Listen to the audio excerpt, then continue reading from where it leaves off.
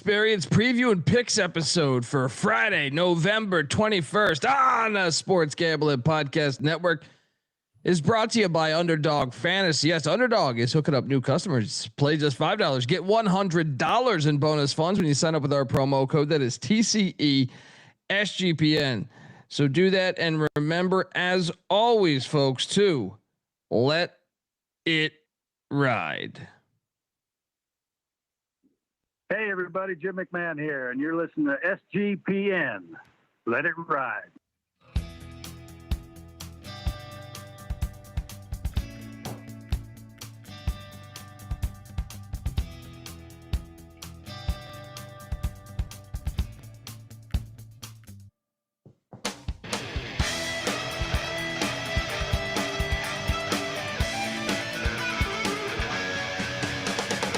Yes, yes, yes. Woo! Welcome to the College Basketball Experience preview and picks episode for Friday, November 21st. Oh boy, another winning night. Regardless of what happens in these final two games. Free show. YouTube.com/the College Experience. Hit that like and subscribe button. If you're wondering who the hell you're listening to, that's fair. My name is Colby Swinging Database Dan, a.k.a. Pick Dundee. That's not a pick. This is a pick. He was raised in the land down under, where a man thinks on his feet, speaks with his fists, and lives by his wits. When Dundee happened, he was a superstar. He's the kind of guy that would drink a gallon of gasoline so he could piss in your campfire. You could drop this guy off at the Arctic Circle wearing a pair of bikini underwear without his toothbrush, and tomorrow afternoon he's going to show up at your poolside with $1 million smile and a fistful of pesos. Oh, yeah. This has been a beautiful season so far. Just another money line dog hits for us tonight. Oh, boy. I am joined by my co-host live from the OBX movie theater. Give it up for the host of the College Football Experience. Make sure you check out all of our content there. Former staffer at Austin Peay with the Governors, South Carolina with the Gamecocks, and West Virginia with the Mountaineers, Ryan McIntyre, a.k.a. Moneyline Mac. What's up, man? What's up, man? Yes, another good night in hoops, and the feast begins or resumes tomorrow. Let's go. Mac tonight. Come on, make it Mac tonight. We are also joined by third man in the booth. He is the host of the College Baseball Experience, always serving high heat over there, and he's slap-shotting money in your bank account Friday nights with his college hockey plays. Give it up for the great Noah Bieniek. How are you, buddy? I'm doing great tonight. 8-6 with two money lines, one of them pretty big dog. Feeling good. Let's have some fun. Amen. And we got tournaments starting. I will be in Charleston. Anyone that's there, hit me up. I'll be at the game. SGPN will buy you a beer. Come on. We are grateful for our listeners. So if you're out catching college basketball in the beautiful city of Charleston, let us know. Guys, before we get into it, because we have that tournament starting, I thought, and I'm sure you guys might have saw what Chris Caputo. Yeah, Jesus. Dub. The head coach of the Colonials of George Washington. What he said after last night's game. Colby made sure to get the coach's name wrong 3 times, and then also the nickname of the school wrong 3 times. That's what. No. I got the nickname of the school correct. He just wanted to put emphasis on that. Yeah. But he was a part of those George Mason staffs, and he kind of touches on that here. But I'm curious your thoughts on this right here. On right now, and the changing landscape of these multi-team events. That, hey, when I was at George Mason and we're playing Orlando, we can play Kansas State, South Carolina, Villanova. When GW can go, play 3 high major schools on a neutral site 10 years ago, like, those days are over. They won't play the games. They just will not play the games. They don't even want you in the events. You call the events and say we want to play, they're like, no, you're not in. We're not doing it. So what you wind up finding is now you got to find these neutral site games that are within the top 100, like yourself, South Florida, potentially McNeese, all these games to try to get quad 1 and 2 games. So we're going to keep being aggressive. And then obviously you can get Florida on a neutral site, which is great, but that's a quad 1 that's in the top 10, right? But if I tried to get the 40th best team, they wouldn't. We're 53 today in KenPom. I just saw we're the highest rated KenPom team in the Atlantic 10. So we're cleanly, as of today, a quad 2 game for people. Maybe even a quad 1 in certain situations, right? But it's just so challenging in this landscape, and it's the fix is in. The net. It is what it is. I mean, it just is what it is. We all know what it is, and you can't manipulate it. Do you think that will change, or do you think these good teams will just never take the risk of playing a talented but small team? Great question there, by the way. I think I'm for expansion because I don't think they're going to go away from this metric. So, and if they're freezing you out of the opportunities, the only way to get more teams from a league like ours, which has traditionally been a multi-bid league team, the teams win games. I always use that example of when I was at George Mason, we get 2 at-large bids. We go to the Final Four and win a game in the tournament in the first round. Those teams would not be in this environment. And it's all because of a metric. It has nothing to do with the games or the teams or anything. And so I'm for expansion. And I have a lot of media friends that are not for expansion. I get it, but I don't see how you couldn't be for expansion when they basically they moved the goalpost on what it would take to get in these for teams outside of those power leagues. There's 20 teams in the Big Ten or whatever it is. They just freeze you out.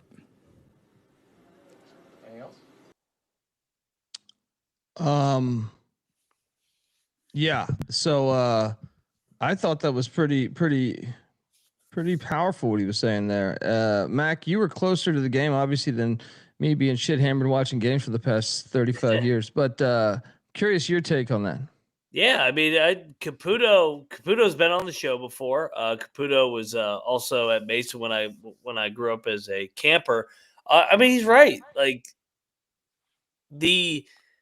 We saw with Indiana State, what was it, 2 years ago, where they went 30 and 5, and they were iced out for a 500 high major team, or not even a 500 high major team. It was a 2 games below, or 3 games below, 4 games below high major team. And the more and more we've expanded these leagues, the Big Ten and the SEC, it's gotten worse and worse and worse. And he's right. The A10's not getting these games. The Missouri Valley's not getting these games. The Mountain West is not getting these games. So to a certain degree, he's right in terms of where they can't. They're not going to. The Power 4 teams are not going to schedule these teams that are in the top 100 just because it could be a bubble tiebreaker. And it is a shame because the other teams in the Power 4 leagues get more opportunities at the quad 1, quad 2, whatever the quad system is, compared to the A10 teams and the teams that are supposed to be really good at the mid-major level that get 1 or 2 cracks at it. And come Selection Sunday, they look at, what did you do in your quad 1 win? So, yeah, I mean, I hate the net.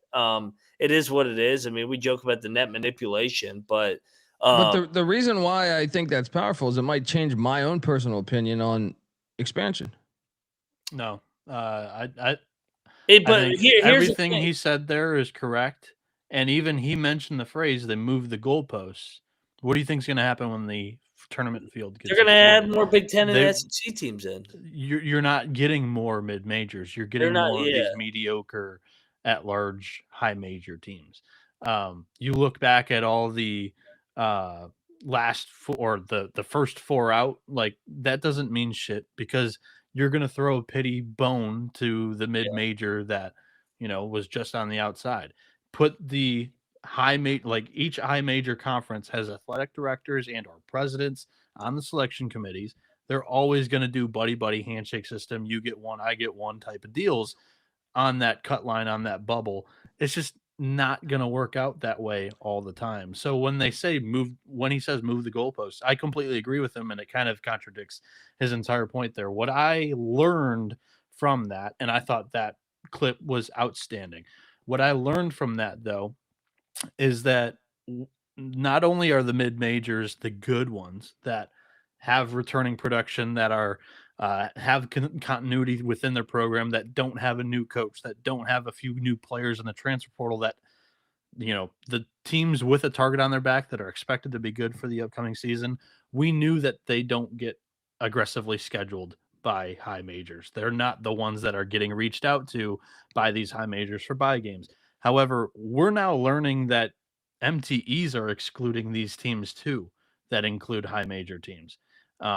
Everything is kind of like a handshake deal. It is being gate kept by the big conferences to protect their leagues and their net numbers, because taking a loss to one of those mid majors that their schedule doesn't allow them to trip up as many times as a Big Ten, an SEC, a Big East, an ACC, a team does. If they trip up 3 or 4 times in conference to a 200 net team, that hurts the big conferences. Whereas if they just trip up to a 200 net team in their conference, they have 8 more conference games to correct that and make that up. It's Pandora's box. I have a shitload of feelings on that. I think for the most part, he did a tremendous job. I think he prepped for that too. And that's why I think the MTs are amazing, because it allows these coaches to get in front of national media and speak their minds about this stuff. You could tell he was prepped for it, and he was going out there making a statement. I thought he killed it for what he wanted to say and what he wanted to get in front of. So great job for Caputo, and I wish him luck in the tournament. Yeah, I just wonder, how do you fix it? How do you fix that? You fix it by, again, you gotta get rid of the net. Yeah. But that's not going to happen. That's not really realistic. RPI, when it was the RPI. The net's better than the RPI. Because RPI was a bigger issue. Was it? Quite frankly, yeah. There's ways to manipulate all metrics. It shouldn't be just metric based, because that's the thing here with the athletic directors, the presidents, and a handful of former coaches that now work in school offices. The only ones that I'm guaranteeing are watching 55% of the games in college basketball on the teams that matter are the former staffers, the coaches, the general managers of college basketball, and what have you. The school presidents and the athletic directors have so much on their plate already. They're going into those meetings with their team sheet in front of them, and they're looking at those numbers. And the net helps them because it does its best. There are flaws, but it does its best to combine everything. Now, what happens is you have the net, which combines everything, but then they handpick these other minuscule stats. Like, hey, this team has more quad 1 victories. Well, what happens is some of these at large high major teams have more opportunities to get those quad 1 victories. You have to have a set stats that you value and look at going into it. It can't fluctuate because of who's on the committee and whatnot. I'm disappointed that our YouTube chat is disconnected right now, because I feel like the chat would have been on one for this too. Well, I'll say too, I don't need the agendas is what's killing it. It you look at North Carolina last year, quad 1, quad 2, quad 3, they had 1 quad 1 win last year, and they got in the NCAA tournament because their name was the University of North Carolina. And they got in over West Virginia. And yes, I know I'm the West Virginia guy, but West Virginia had 4 or 5 quad 1 and quad 2 wins. I mean, that was a joke. So, but I know one thing. Before we did the net thing, VCU got in as an at-large. They went to a Final Four. George Mason got in as an at-large, and they went to the Final Four. So, Wichita might have too. Wichita, I think, won their conference that year, or maybe they didn't, but I don't know why we have become so computer based. Whenever you involve analytics, that shit always fucks shit up, man. Analytics is fucking awful. Computers have always been involved in some form or fashion. Again, the athletic directors and presidents know that they don't watch these games. So they need something to rely on and be able to reference on 75% of the games that they're not paying attention to from November to late January. Because that's football season. Yeah. That's the moneymaker. And like there's so many other sports, and for presidents, there's so many other responsibilities. They shouldn't be the ones on the committee. That's how you fix it.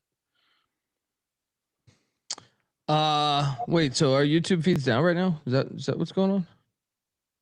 Yeah, I think the chat's disconnected. We haven't had one since 12:04, and it's 12:21. Wow. All right. Fantastic. Should we should we carry on, or should we restart? Well, here, let me check. You have Veasan next, so.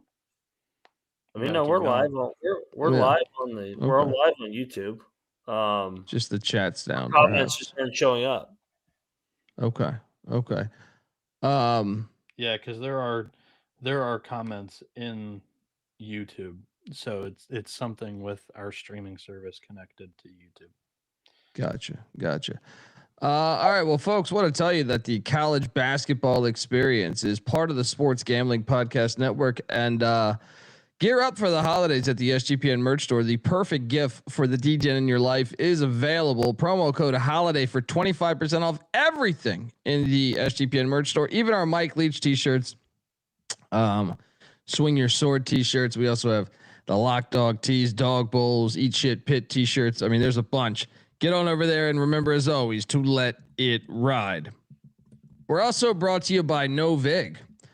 Look, Novig is America's #1 sports prediction market. With Novig, you're getting the best prices. Novig's available in 35 plus different states too. Download the Novig app and get $50 when you spend $5 if you use our promo code, that is SGPN. Get in on the action with Novig, promo code SGPN. And we're also brought to you by Underdog Fantasy. Underdog is your home for pickup entries, where you can win up to 5,000 times the amount of money you enter.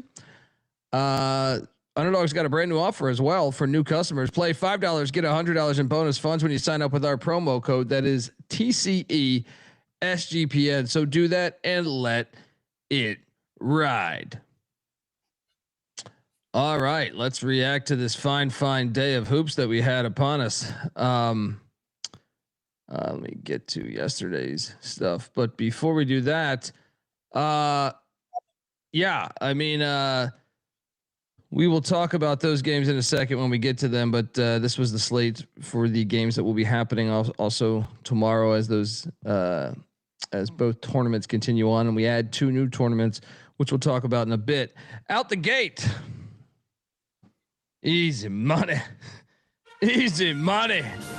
on these standalone games as the Screaming Eagles of Southern Indiana cover against I-Dub. This is me and Moneyline McIntosh battle win. Your thoughts, Moneyline McIntosh?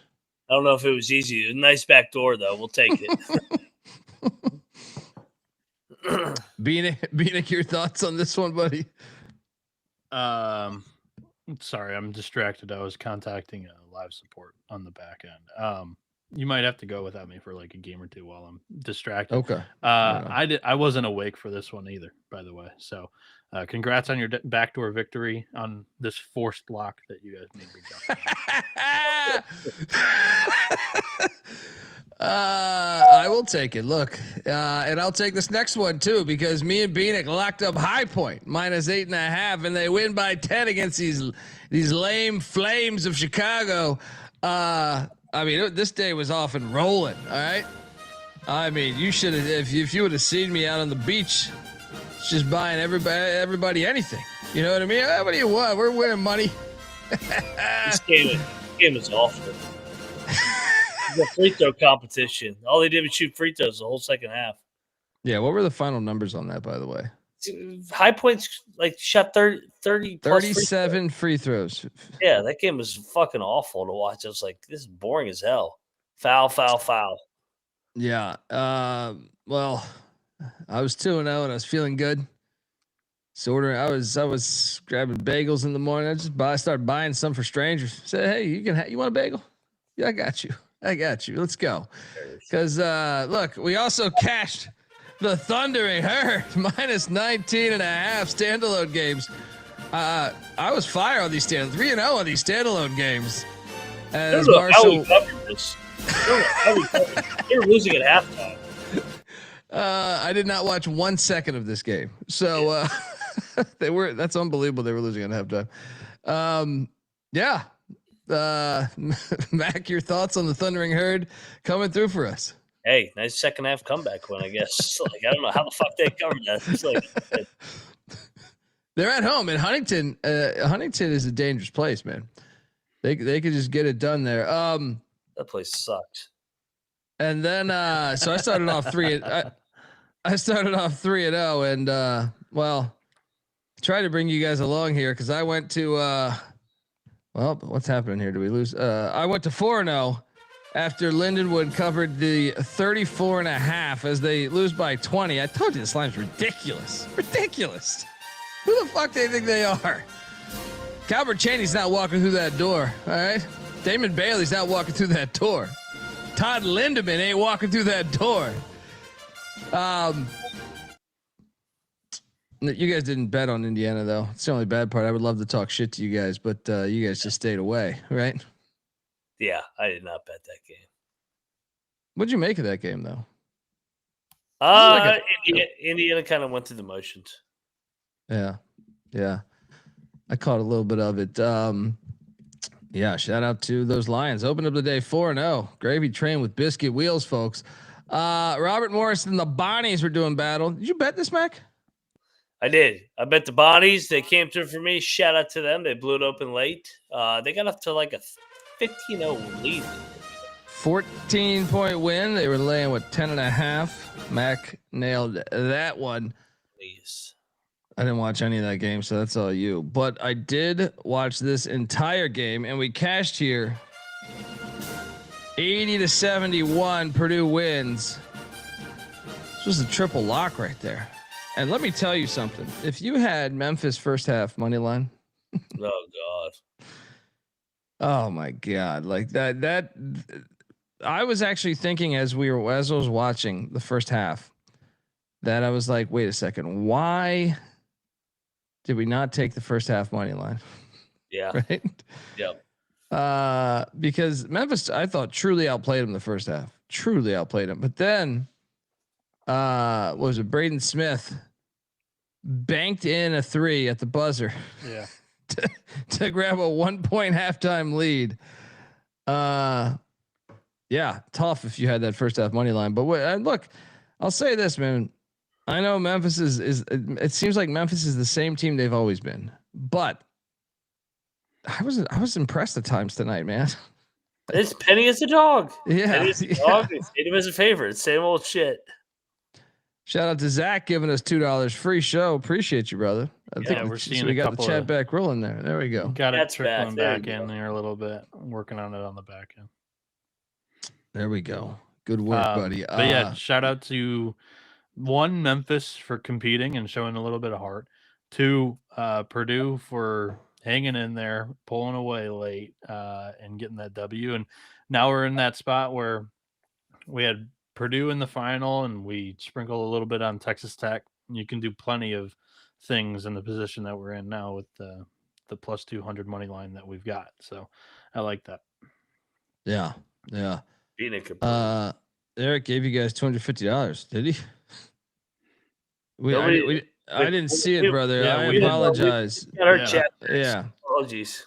Yeah. I from our side, we've had some technical problems, so I did not see anyone's chat for about 20 minutes. So apologies. Shout out John. Appreciate you letting us know that, man. And Eric, thank you so much. We are very grateful, brother. Thank you so much, man. Eric, you got to hit me up, by the way, man. Yeah, hit me up on Twitter. We're gonna send you some merch. You're very kind to us. Brown and Stony Brook did battle today, and Stony Brook won by 10. I remember we almost went in on these Seawolves, man. We should have. Did you bet this, Mac? Because I remember last night we didn't, but yeah. Didn't watch any of this game, but shout out to the Seawolves. We cashed on this one. Hilarious game here. We were getting 35.5. The final score of this game was 109-74. Oh yeah. Had them all the way. Unbelievable. Shout out to Texas Southern. I will say this, it closed at 36.5. So if you listen to us, you didn't sweat it as much as us. A double lock on Texas Southern cash. I mean, today was just everything was just going really smooth early on. They made a late at the buzzer. Unbelievable. And then we had this game here. Miami won by 17. I didn't bet this, but I felt decent about Elon and the points in this matchup. Thoughts on this one, man? As Miami, I guess the Miami's and they haven't played a lot of good competition other than Florida, so it's hard to deduce how good they really are, with the exception of the win against Bethune-Cookman by 20. Your thoughts, Mac? Yeah, I mean, Miami's a tough team to figure out. When they step up in competition, they don't beat the bell, but when they play the bye games, they drill teams. Yeah. Bieniek, I don't know if you're still doing shit, but any thoughts on Washington? True Washington, 18 points, 10 boards. Nothing to add on this one. We can keep going. Yeah. He said, next slide, Sullivan. Let's go. And then next up, man, we did eat shit here. This was a triple lock, I believe, right? Central Michigan. They got killed. Dude, what's funny is I was doing the morning college basketball show, and we're doing the ad read for Rhythm. Sean is on SGP. And he's like, Rhythm's algorithm has Northern Kentucky dominating Central Michigan. And in my head, I didn't say anything because he was reading the ad, but in my head, I'm like, fucking idiots over there, right? But check out Rhythm, because they're on to something, because 90-66, they stuck it to Central Michigan. They stuck it right up our ass. Yeah. The algorithm 1, Dundee 0. Nice. I mean, I did not have anything. I didn't even think this was possible to win this much against Central Michigan here. Yeah. Because when I had watched NKU earlier, they looked like shit, I thought. But hey, that's early in the season. Maybe they found their rhythm. Yeah. I will say I watched a little bit of this game until it became non-competitive. Northern Kentucky's defense was pretty suffocating early. Then turned into a offensive, storm for both teams. Central really struggled with the turnovers. Like I said, NKU's defense showed up today. And there was something else I wanted to mention, but great win for the Norse. And then after that, we had Tennessee and Tennessee State. The Tigers covered here by 3.5 points. Shout out to them. 29-point win for the Vols there. No bet was placed there. St. John's laying 30.5. No problem, as they limited Bucknell to 49 points and won by 48. Okay. I picked St. John's. Just didn't bet it. Yeah. That's very impressive. I didn't think they would win by 48. Maybe they should play more games in Queens. Very dominating performance there. Next up, oh my god! You dragged me into this bullshit. You know what it was? I took Fordham. I think I'm like 4-1 on Long Island games or something like that this year. This fucking team sucks. The fucking Long Island Shucks. You know what they did though, Mac? They were 1 of 15 from 3. 1 of 15 from 3. I repeat, you're not going to beat anybody going 1 for 15 from 3. So just to let you know, the screws were loose. They tightened them again. They might have tightened them too much. All right. They fucking Bronx. The fucking Bronx coming in here messing with my fucking Long Island Sharks. First loss. This is my first real loss of the season. Notre Dame game was, I think, the right side. It just didn't work out. All right. Wow. 1 for 15 from 3. Flush the toilet. Teresa, yeah, my sister Teresa, she didn't even show up to the fucking game. To be honest, she got caught. She got caught. She left early with the Fordham assistant coach. Says bye. It's under investigation. Right? I appreciate everyone that enjoys this. Union, in fact, is not working for you, says Clark Townsend. Shout out to Clark. Yeah, my sister Teresa. I don't know, man. 1 for 15. Brick City over there in the Bronx. Fort Apache, the Bronx. Remember that Paul Newman fucking movie? No, you don't, because you guys are all fucking young. All right. Next up, we ate shit here. We hit a little rough patch here because Greensboro. Man, I thought this was the right side, but this was a bad. They're just terrible, right? Is that just the harsh reality here? Is they're just terrible? Yeah. They suck. But they were down like 14 or 15 early on, man. Like yeah. This is another W for me. And yeah, Eric. So I pulled up YouTube chat should be good on our side now. It seems to be fixed. We've got the comments visible again. Eric, yeah, shout out to Eric. $250 tip or donation here.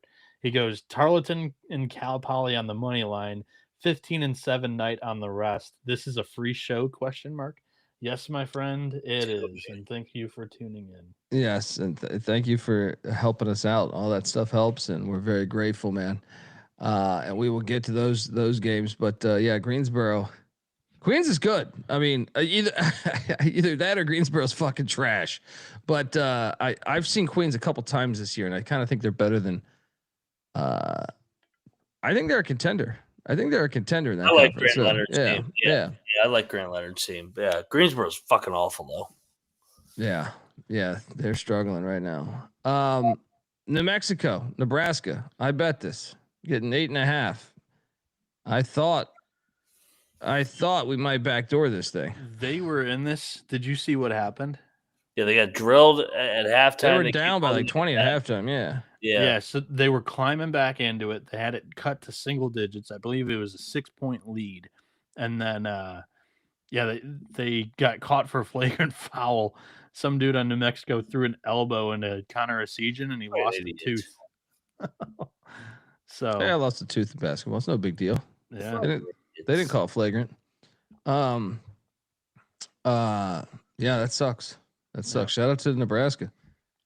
NC Nick brought up a good point to me the other day. He said, this year seems, going back to our clip that we started with, he was like, this is the year, he can't think of another year this bad where the group of 5 or the mid majors don't have any wins against the power conferences, short of Boston College. That was the one thing. He was like Florida Atlantic and Central Connecticut got Boston College. But try to think about this, guys. I was trying to think about this when we were at the NC State game, and I was like, I think you're right.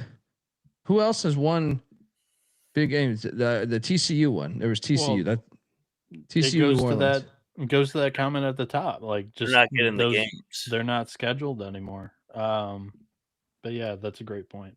Like USF was an opportunity last night at Oklahoma State. That was like a true G5 that could win at a Power 5 team. Yeah. I know we had Mount St. Mary's almost knock off Maryland. Yeah. Right. We had a few that Green Bay took Minnesota to overtime. Yep. There's been a few, but there's still time. There's still time. This is a big week for that to happen in these MTEs. I mean, Utah State's down there, and I mean, New Mexico fought. They just they put themselves in too big a fucking hole. Can't go down 20 at halftime. Yeah. New Orleans over TCU. No, that's the one I thought of.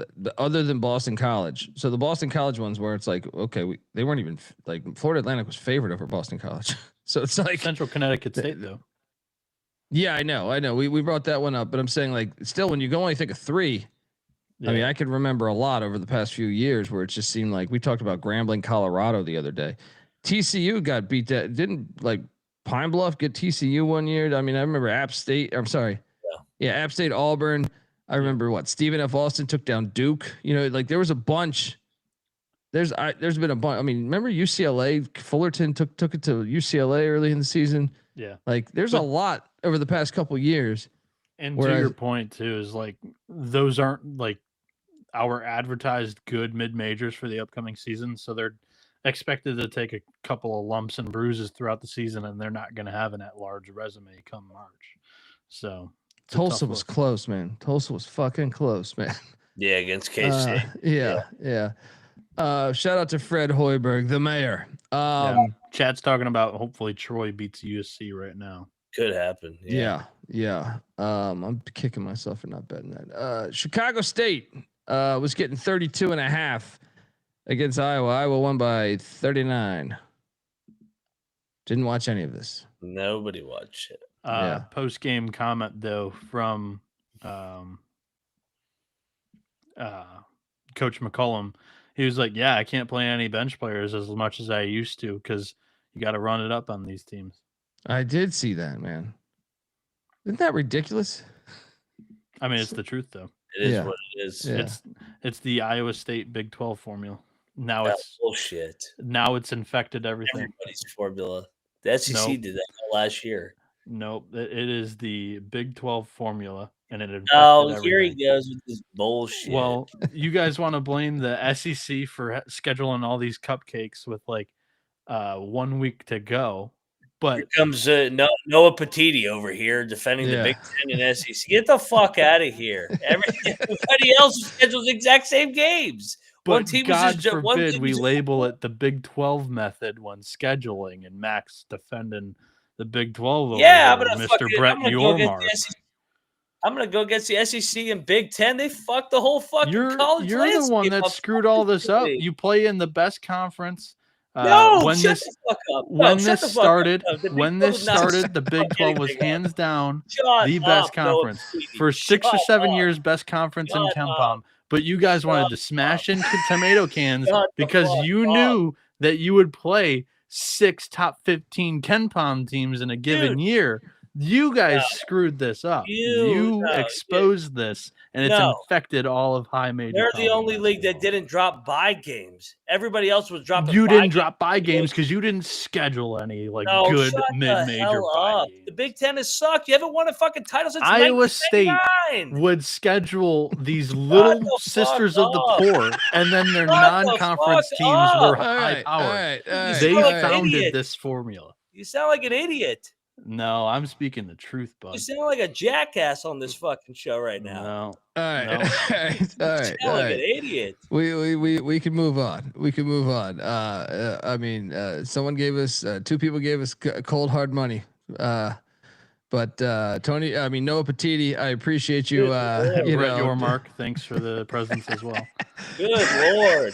Why don't you blow the Big Ten and SEC some more, Noah? I never blew them. The whole sport up. I'm just saying, if in one sport you're going to call it the SEC scheduling method, where they schedule tomato cans late, you got to blame the Big 12 for scheduling those cans early and back. Everybody has done it, Noah. Everybody has done it. Everybody's played Pine Bluff. Everybody's played Bethune. Because the Big 12 started it, and it infected everything. I didn't invent the prostitution game on my own. The SEC has done it. The Big Ten's done it. The Big 12's done it. It started in the Big 12, my friend. No. What are you talking about? What planet are you living on? What planet are you living on? The Big 12 would schedule nobody or high majors. There was no in between, no good mid major challengers. I'll say this. All fucking schedule the prostitution games. I'll say this. I thought the Big 12 had certain schools that really targeted that, but Bieniek. And we completely agree, me and Bieniek, I think, on Iowa State and the way they've scheduled, right? Yeah, and they blame their location for it. But you pay those teams to come. But travel is no issue at all. But we're I'll say seeing this, South Bieniek, Carolina teams travel to California. Right Go look at LSU's schedule. Go look at LSU's non-cons. But I'll say this, Bieniek, is that there was always a school or two in other conferences that were on the Iowa State path to me. Yes. They just know what I mean? Like there were always teams doing it. It started with the Big 12 talking about we've got 6 or 7 title contenders every year. Why are we going to go in non-conference and potentially? I don't know if they invented that was it. the entire. They were definitely doing it. I don't know if they invented You're drinking that ACC Kool-Aid while Boston College is dropping 4 bye games a year. That's bullshit. No, I'm not, because Iowa State doesn't toss out like here's a bone to a good mid-major. Come play us at our house and see what happens. You don't see that. You don't. I mean, maybe they tried. I don't know, but I doubt it. Yeah. See, T-Buck's talking about this right now. It blows we banned playing Drake in Northern Iowa. Amen. I didn't even know you guys did that, but yeah. I mean, I can tell you Iowa State's one that always stood out to me as like, man, they're cooking the books. But I do think there was other teams in other conferences that were doing that shit. It's every fucking league. Well, now it is. It's been every league. It's been a plague that has infected the sport. No, it's been every league for a decade. No, I don't know what you're talking about. All right, next up, Mac. I know he's got you agitated, but look here, this will help. Pitt is taking on UCF in Daytona Beach, Florida. Can't cook these books. Can't cook those books. I took the bait in these goddamn Pitt Panthers. These fucking teams blow. He's a fucking fraud. The ACC's a fraud. Everybody's a fraud in that fucking Pitt organization. Good God, man. What was the crowd turning out here? I didn't watch this game. Cosmo goes, let's go back a slide, actually. Yeah. Was this a good UCF crowd? No, there was nobody there. They're not a great basketball fan base. Oh, Pitt's record. No, the whole state. The whole state. Listen. I feel like Florida as a state, not the biggest basketball supporters. But shout out to UCF, Big 12, another big win in a battle there. Manipulating the net, that's what we do, according to the fake news. Maybe we keep playing Pitt. We are going to manipulate the net because they're going to give us credit for a Power 5 win, even though it's a fucking G5 win. We'll get the Pet Detective in January back on the basketball experience. This game, we should have bet this. This is just how the hell did this game even happen? Pacific from Stockton, California, playing at Del Boca Vista against FAU. This game happened because Pacific's playing in the Florida MTE this weekend or next week. So it's just an easy game to get for a long week of travel. Yeah. This was just a massacre. Curious your guys' thoughts. Did you guys catch any of this game? No, I didn't watch this game. None of it. We should have bet this though. I think we were talking about it. Then we had the likes of Northeastern taking on Princeton. Easy money. The stinky game of the night. Cashes again. I feel like I'm 6-0 on these stinky games for the last 6 days. So congrats double on your lock triple battle lock? win. Oh yeah, okay. I didn't even remember. It was a double lock against my lock. This was a fake line. This was fake. We were all over this. This is fake. Look. What does Dan Aykroyd say in Tommy Boy? It's like step one is pinpointing it, right? So we've pinpointed where these lines are absolutely dog shit, and I find it ironic that all those ones that the line is like that, or at least for me, 6 straight days. Some of them 2 picks a day. Dude, Troy is insane. They're going to triple overtime a day after they went to double overtime. Dude, I can't believe that they got up for this game. I thought they were going to get. Where the hell was this in Northridge and Loyola, you bastards? It's impressive as shit. Play the real teams. I do love that team though. Double lock on Princeton, man. We cashed. Mac, your thoughts? Finally. I mean, goddamn, this is a good program. I don't know what the hell's been up with them. I know they're super young, but I mean, good win for Mitch Henderson and company. Go Tigers. I should mention also, I don't have a slide for this one, but Keene University almost knocked off Delaware State today. Delaware State 66, Keene 64. Keene had a lead late in the second half. Hornets survive. Also, this game, which we ate shit on here. This game was fucking classic. Double overtime. Colgate loses by 1 to Cornell. My under got destroyed. Well, I mean, when it goes to double overtime, that makes a lot of sense. But yeah, this game was fantastic. Your thoughts on this one, Mac? Somewhat regionality. I mean, Northeast, back and forth game. Finally, Colgate pops up for one of these Cornell games. Cornell had owned the series, like I said last night. Yeah. I mean, we'll see how those go. Down. I still think Colgate's fine. Do you guys think they're still fine for the Patriots? Yeah. Plenty. What they do. Them in Vermont, I'm not worried about them. Max talked about it last night. This is like their 4th straight loss to Cornell, and some of them haven't been pretty. Yeah. I don't know why Cornell owns them. I don't know. But both Jacques and the coach before him, both were like top 25 tempo always. And tempo and athleticism fucks with Colgate. I wouldn't say Cornell has athleticism, but we see it in the bye games and NCAA tournament games that the athleticism also is Colgate's kryptonite. So, yeah. Shout out Matty Ice for correcting me. It's Kane. Yeah. Wow. Okay. I will correct that next time I say that. Next up, Mercyhurst, Miami, Ohio. Dude, I told you, I thought it was a bit steep. I picked this. Just wish I would have trusted my gut a little bit more. Miami, Ohio wins by 5. Mercyhurst is not bad. I don't think they're that bad this year, dude. I agree. Moving forward, I think we should pay attention to those lines because I think because they're just a recent school jumping up, they might be a little bit off. Well, I also think that yes, they've looked impressive in non-con, but in conference play, they might be a wagon. They may turn into one of these Stone Hills or what's the other? Because like I know Merrimack and one of the other D2 NE10 teams that came into the NEC, they ran it because they were previously good.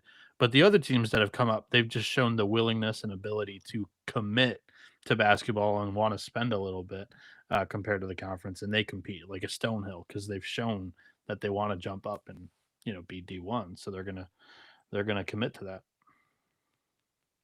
Yeah. Intriguing. Western Michigan did not cover the number. They lost by 33. Hilarious. No one bet this, right? No. Then we had just fire play of the day. Tarleton 90, Rice 74. This was a triple lock. Money line. And triple money line. Yes.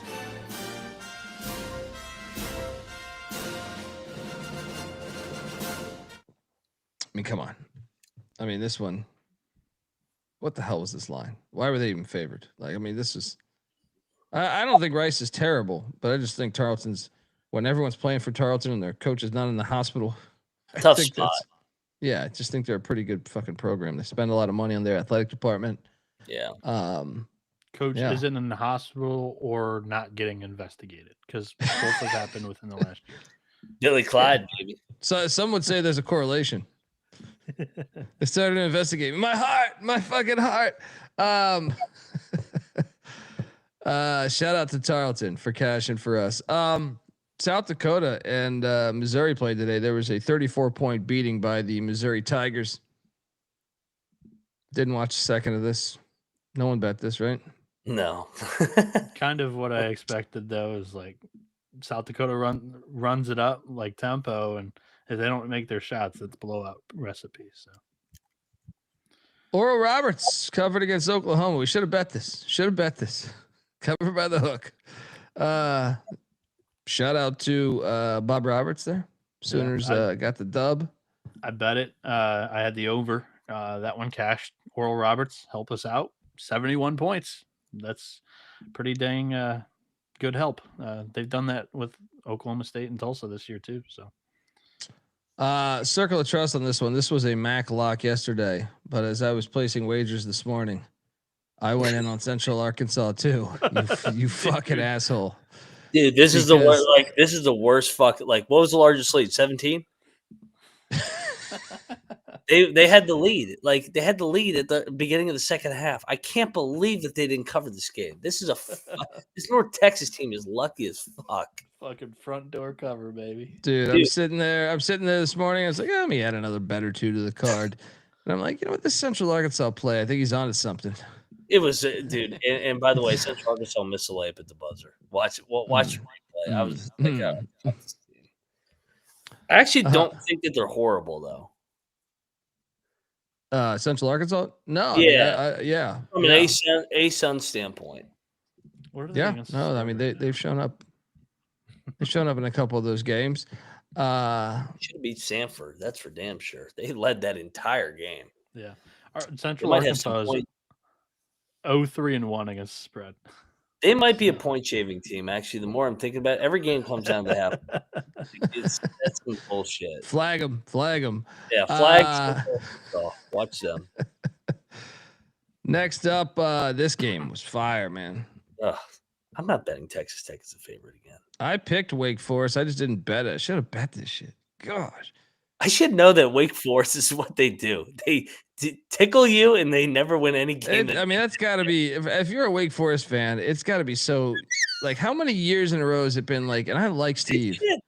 I like Steve Forbes, but it's like, damn, dude, they just knock on the door and knock on the door and knock on the door. And it's just, I feel like they can barely, and then the one time they do get a huge win, you got little bitch ass Filipowski acting like he went to Nam, right? Oh, that's not where I was going with that. Yeah. Because they'll compete against the top tier programs. And if they do string together a couple of wins, they drop one to fucking Boston College or somebody. Yeah. That's what kills them. Is like, good job competing in all these games. Steal a couple here and there. Go 3-7 quad one. You're an NCAA tournament team in today's landscape. However, if you lose that game to Georgia Tech, you're not. This is, by the way, this is the team that likes to bitch about the net manipulation. Wait, I mean, yeah, them, Buzz Williams, like the teams that don't win the games when it's fucking nut crunching time. This is what Wake does. They don't win hard games. This is the same shit. They should have won the Michigan game. They should have beat Michigan. They should have beat Texas Tech. But when they're on the outside looking in, they'll just blame the net. Like, I can understand hearing it from the fucking G5s, George Washington. I understand and I agree with them, but not Wake Forest. Like, they have plenty of opportunities to get wins. They don't win. They don't win games. Yeah. Shout out to Nick in the chat giving us $10. You guys are the goats. Thanks for the dedication and fire ass picks every night. Appreciate you, brother. Appreciate you tuning in, and thank you for giving us $10. This next game, why didn't I bet this next game too? This is another one. We picked it correctly. This wasn't 5.5. This was 40 or something. But it's they won by 1,000. 91-45. I think I may have called. Did they cover? I think I may have. They covered by like 6 points. Yeah. I may have called Ryder to score exactly 45 points last night. May or may not have done that. Ooh. So, yeah. And then the play of the night for me and Bieniek, as someone got caught in his Big 12 bullshit. Cal Poly, This seems the Mustangs. Yes, we did call for the money line. Bieniek led in with that. I followed him. Easy play. I mean, they look. They've been playing with fire. How many games? It was San Jose. San Jose was like a tie game with 2 minutes left, right? Yeah. Or maybe a 2-point lead with 2 minutes left. Yeah. Then it was Weber State. They had no business beating Weber State, right? Then it was Sam Houston. Then it was IPFW. Great fucking call. This team sucks. Great call, dude. Plus, I don't even know if Cal Poly really played that well. Utah's defense was just, walking through the park on a Sunday. Dude, Cal Poly drilled 14 threes. They shot 56% from behind the arc. Just unacceptable on Utah's part whatsoever here. And they had 19 turnovers in this game. It was just like it was up for the grabs for Utah to not spill or not slip up here. And still, so yeah, I mean, we've talked about it a lot. Mike DeGeorge, what he's done at this Cal Poly program is incredible. And then winning against a high major program, this is another one that we couldn't think of just 10 minutes ago. That's like a huge stamp of, he is doing the right thing over there at Cal Poly right now. Buddy, I mean, look, I was thinking about this. I was telling my wife this as she was falling asleep watching TV, and I was sitting there saying, we hit on Cal Poly, right? And what are we 18 days into the season?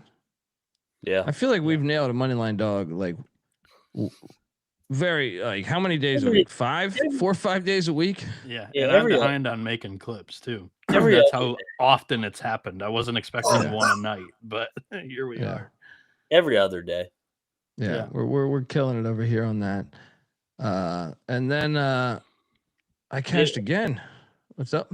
I was gonna say, like, that's like I like the Cal Poly team. Every time I've taken them in like these big dog spots, like they've kind of shot themselves out of the game, and they play such a up tempo style. They didn't do that tonight. They made the plays, and maybe that has to do with how bad Utah is too. By the way, yeah, they made their shots. Like Cal Poly, I'd say a ton about the mid majors that run and have crazy up tempo type of offensive systems. If they don't hit their shots, there's blowout recipe for it.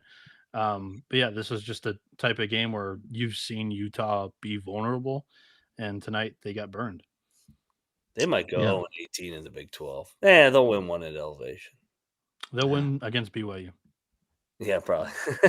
Or Colorado. They could or get Colorado. Yeah. Colorado. They'll win one of those. Yeah. Then we cashed here. Me and Mac locked up the Wildcats. AC looked good tonight, man.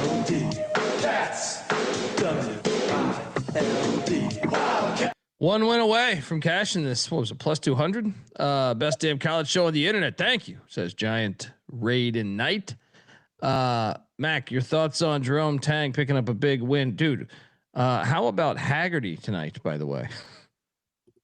What did he almost had a triple double. He almost had a fucking triple double tonight. What was his stat line? He had 40. He had 40. Yeah, dude, he was close to a triple double. I'm loading it up right now. Shout out to Jared Burson too. He tweeted it out like saying that was the first time that, I'm pulling it up here. Haggerty in a win over Mississippi State, 37 points, 8 assists, 7 rebounds, just 1 turnover. 2 steals too. 2 steals. The last player with that many points, rebounds, and assists in a regulation game against a high major opponent, Jimmer Fredette.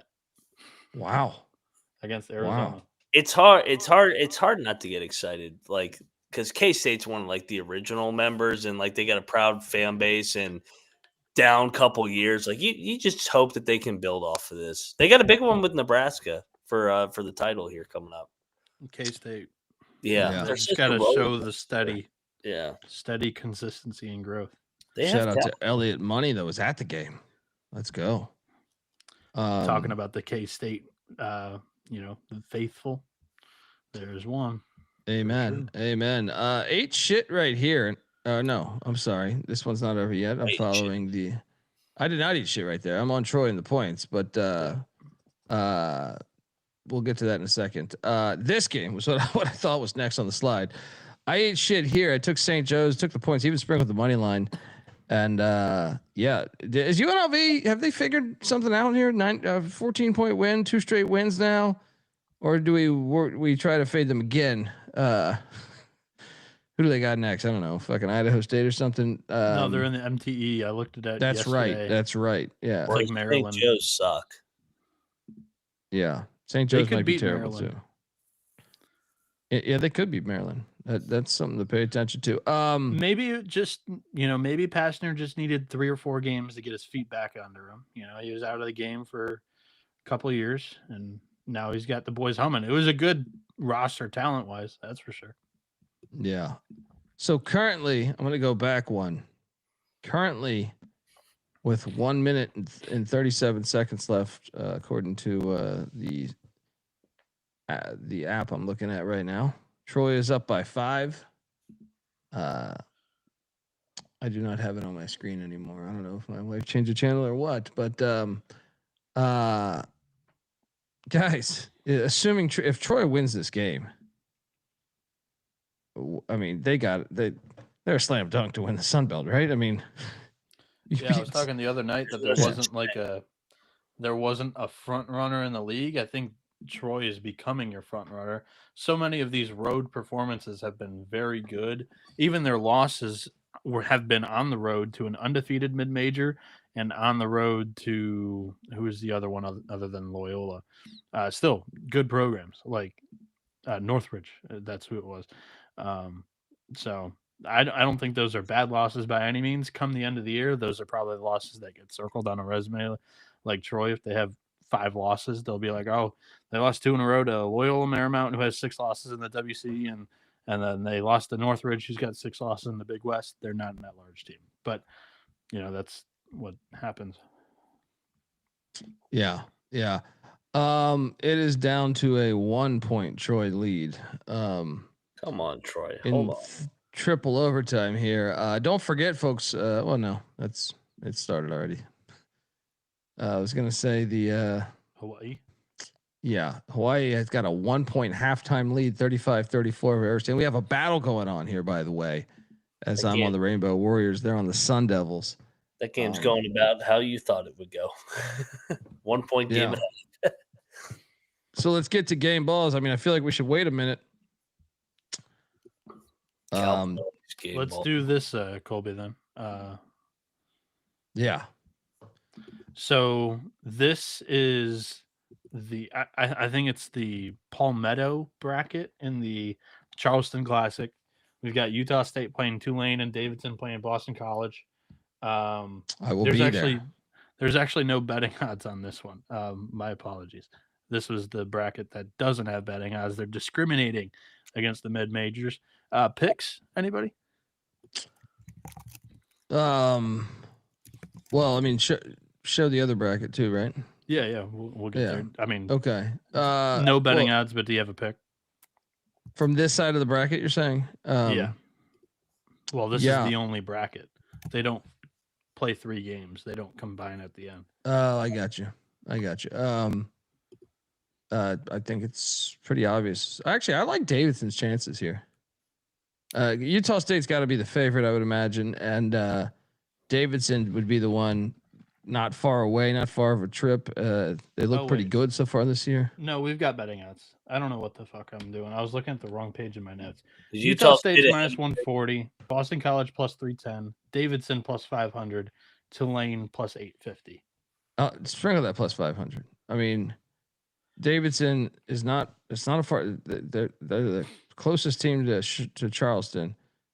I like their chances in the first round, and then you never know. Elron Hunter, Battlefield Earth. Maybe they could. I have Utah State winning that game, but who knows? And then Davidson might have the crowd. I don't think too many Utah State fans are going to Charleston. I could be wrong, but give me the plus 500 on these Wildcats. Mac, what are you doing? Give me BC. Earl Grant back at the college. Back in Charleston, right? Yeah, that was my pick as well. Yeah, I think Utah State will win it, but if I had to go long shot, BC. I like Boston College plus 310. Old stomping grounds, and he might have the local crowd because this is like a local tournament where they will just go to watch good basketball. I like BC. I think Utah State's the rightful favorite. But I do think Tulane's feisty in that opening game, so I'll go with the Eagles here. Nice. And then the other bracket in Charleston, the winners of the 2 brackets do not play each other in a final like the Charleston why can't Classic they do that? used to be. Why can't I told they you fucking at do the that? top of the show they are gatekeeping the mid majors from the high majors in a lot of these tournaments too. Yeah. It's not just Charleston. Fucking terrible. BC got demoted to a G5 and they don't even know it. Fucking Boston College is just randomly in the major brackets. This one, I'm going to take a shot on these Clemson Tigers. What are their odds right now? So Georgia, shop around on this one. This one was a little all over the place. DraftKings probably either was already hit or their hold is a little insane. Georgia's plus 110 is the favorite over there, but at MGM they're plus 165. Clemson's plus 220. West Virginia's plus 310 on DK. However, MGM they're plus 350, and then you have Xavier at 14 to 1. No, I'm not touching that, but like to me, the winner of the West Virginia Clemson game is the one you got to like, right? Yeah. Yeah, I'll take my Mountaineers. Yeah, I mean, I think that's a game. We'll get to that. I don't. I mean, I think the winner of the Dub v Clemson game's the favorite in the second game, but because Georgia's kind of got like a stepping stone here. Did you guys catch this? USC just hit a buzzer beater, huh? To win it? Yeah, by 107, 106. No. Triple overtime. Why couldn't USC just cover? I wanted USC to cover or Troy to fucking win outright. That's a worst case scenario. That's a heartbreak. That sucks. That's what I'm saying. Back to NC Nick's point. It seems like none of these teams are getting them. Colby. Hey, here's the knife straight to the Cal Poly, I mean, got Utah, but I mean, it just seems like a lot of these ones are going to overtime. Colby didn't even wait for the body to get cold. I don't give a fuck. I mean, it's just reality, like it hasn't been working out this year. Oh, shit. I got to see this buzzer beater, but so yeah, my thought process is the winner of that Dub v Clemson game is going to be the favorite in the championship. So you're getting both of them at plus money to win the tournament, and then you'll turn around and they'll be minus 115, minus 120 to win the game, I think. So I think I agree with you. Is that's the pick for a future? It's just you got to pick the right one. I'm curious where you guys are going in this. I'm taking Clemson, but I think that you got to take Clemson or West Virginia. I don't like the other side. And Matt's going Dub V. Yeah, hell yeah, I'm going Dub V. Let's go, baby. We got Chance Moore back. He's back? He's back tomorrow. Okay. He's suspended first 5 games. He's eligible now. Okay. Although that kind of does worry me a little bit. Clemson's really good. Don't get me wrong. Yeah. They haven't played anybody yet though, right? Georgetown, they lost. Georgetown, yeah, you're right. I'll go West Virginia. They're the higher odds team, more value on this pick too. So plus 350 is not a bad pick whatsoever. Can't promise I'll be taking them tomorrow in that game though against the spread, but I think that's your pick as a future wise. Do you want to do game balls or you want to do the third bracket and then game balls? Third bracket. We're here. Let's close it out. Here is the third bracket, the Paradise Jam. So the betting odds in the Paradise Jam as the image loads is Yale is the favorite at plus 145. We've got Akron plus 175, Oregon State plus 600, Iona 12 to 1, UMass 13 to 1, Charleston 14 to 1, Evansville 40 to 1, and Green Bay 120 to 1. This one's hilarious to me. There's value in this one. There's value everywhere. Yeah, there's a lot of value in this one. Don't take Yale. That's chalk. Dude, recite that one more time, but I'm sorry. It was a lot. Plus 145. Akron plus 175. Oregon State 6 to 1. Iona 12 to 1. UMass 13 to 1. Charleston 14 to 1. Evansville 40 to 1. And Green Bay 120 to 1. This is at DraftKings. I'll take a shot on Charleston. I'll take a shot on Oregon State. But Charleston, was it 14 to 1? I understand.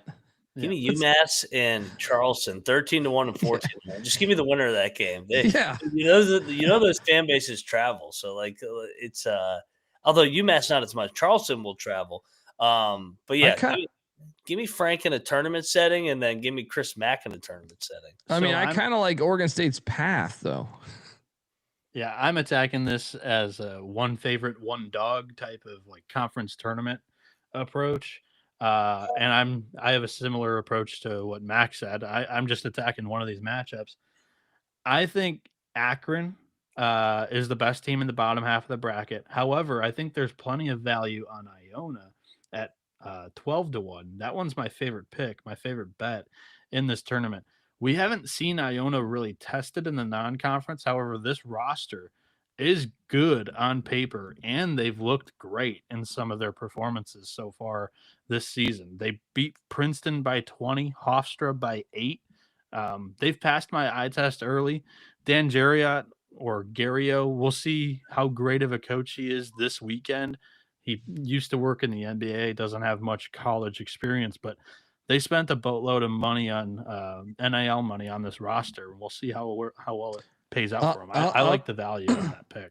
I'll tell you this: if there's one team I do not trust to if there's one team that's going out on the town, I would put money on Akron. Out of all those schools, if there's one team that's going out on the town, enjoying the Virgin Islands, I think it's the Zips. Could be UMass. Yeah, could be UMass. Could be UMass too. Hold the warm. Yeah. Evansville. Yeah. All right, game balls. Let's get to it. Cal Poly's a unanimous game ball. Yes, sir. You want to do 5 then tonight, or was there 5 enough works. to do 7? 5 works. Or 4. Sorry, 4. Everybody gets 1 game ball, or let's do 7. Let's do 7. Okay. All right. I will go. So we have Cal Poly. That's 1. Yep. I got to give it to Northern Kentucky. I did not see that. I didn't think they were capable of that. What the fuck? Yeah. Just took my money and just wiped their ass with it. Good God. Shout out to the Norse. Mac. I'll go K-State, man. I mean, they almost put up 100 on Mississippi State again. Now, this might be a Mississippi State defense now where what the hell's going on? They almost gave up 100 to Iowa State and K-State now, but still, I mean, 20-point win. I know it was in or it was in Kansas City, but that's a nice statement win. Yeah. Bieniek? I'll go Charleston State. They entered the game against Rice as a 3-point dog, and they spanked them by 16 outright. There we go. Okay, so Tarleton. I'm just gonna go to one that I think could. Well, no, I'll give it to UCF. Actually, UCF taking down Pitt. UCF just 2 years removed from the AAC, where they used to get beat by East Carolina. Just call us up. We'll deliver. Shout out to them. Eat shit, Pitt. We should demote Pitt to the AAC. That's great. They suck. It's so great. Princeton gets a game ball. They finally get across the finish line. I'm getting emotional thinking about it. Finally, you pussies came through. Finally. Bieniek, where are you going with the last game ball? They shouldn't get the game ball because of the position they put themselves in, triple overtime in a bye game. But winning it on a buzzer beater gets a game ball. I'll give it to USC. Triple OT win in the Trojan War. This guy's over here throwing a fit that I gave it to USC. Yeah, fucking Noah Petiti. I thought you should have gave it to K-State. So he won by 20 against an SEC team. You're over there giving a bye game. We both gave it to teams. A bye game where Troy came off a win against San Diego State. Big Ten Network. How much are they fucking paying you? That's what I'm saying. Are you on the take there? He did that over. How about Fordham beating Long Island? How about the Cornell Colgate game was a classic. It's a buzzer beater. You're going to complain about giving a game ball to a buzzer beater in triple overtime. Come on. I would give the game ball to Troy. It would have been Troy if I would say, give me the losing team, Troy. All right, folks. I said they don't deserve it for the position that they put themselves in, but for the triple overtime in the moment and the game winner, yes. Folks, I want to tell you that the college basketball experience is brought to you by Rhythm. Rhythm is crushing it in college hoops. They threw us a great March Madness party in Vegas last year. Shout out to them at the Circa. They're crushing it in college football, NFL, and NBA as well. Rhythm is also giving away weekly cash prizes just for tracking your bets in the app. Track 5 of the same bets from any build or any model that you build, and you could win $1,000. So hop on over there. Use the promo code SGPN25 when you download the Rhythm app for 25% off your first month. Download Rhythm. That's RITHMM. Use that promo code SGPN25. All right, we are back and. Currently, Hawaii and Arizona State all tied up at the 15-minute mark. This what? His house is ridiculous. Theater. That's what I'm like. What the fuck house is he in? Who are you plowing with that house? That's what I want to know. What's going on? Like this is it's like I picture it like the game of Clue. He's like, I'm in the theater with the lead pipe. He went from one private school area to another private school. You like my shirt tonight? I think it was fitting. Get that in the SGPN store. You know, I'm a company man. You're a cunt? Yeah, I heard that. Oh, too. whoa! I like this. That's what he said. Noah Bieniek over there. Noah What's on the Big Bieniek. Ten Network, and he's feeling confident. Guys, I have to leave in like 3 minutes here, but. Yeah. I wanted to get this Gottlieb game in. Yale is like 16.5 in the Virgin Islands. How did Green Bay get the invite here? How'd this happen? What's this? Who called Green Bay? Is Yale the 1 seed? What's going on? I wouldn't be surprised if Paradise Jam stooped so low to say, "Hey, we'll get views if we have a Gottlieb game or two." Game is on ESPN Plus. I'll take the points. I don't like laying 16.5 with Yale. Give me the points. The over unders at 152.5, by the way. This is standalone, isn't it? Yep. No, it's actually not. No, there's like a shitload. Okay. No, that's right. I'm going to be at the other game. What are you guys doing here?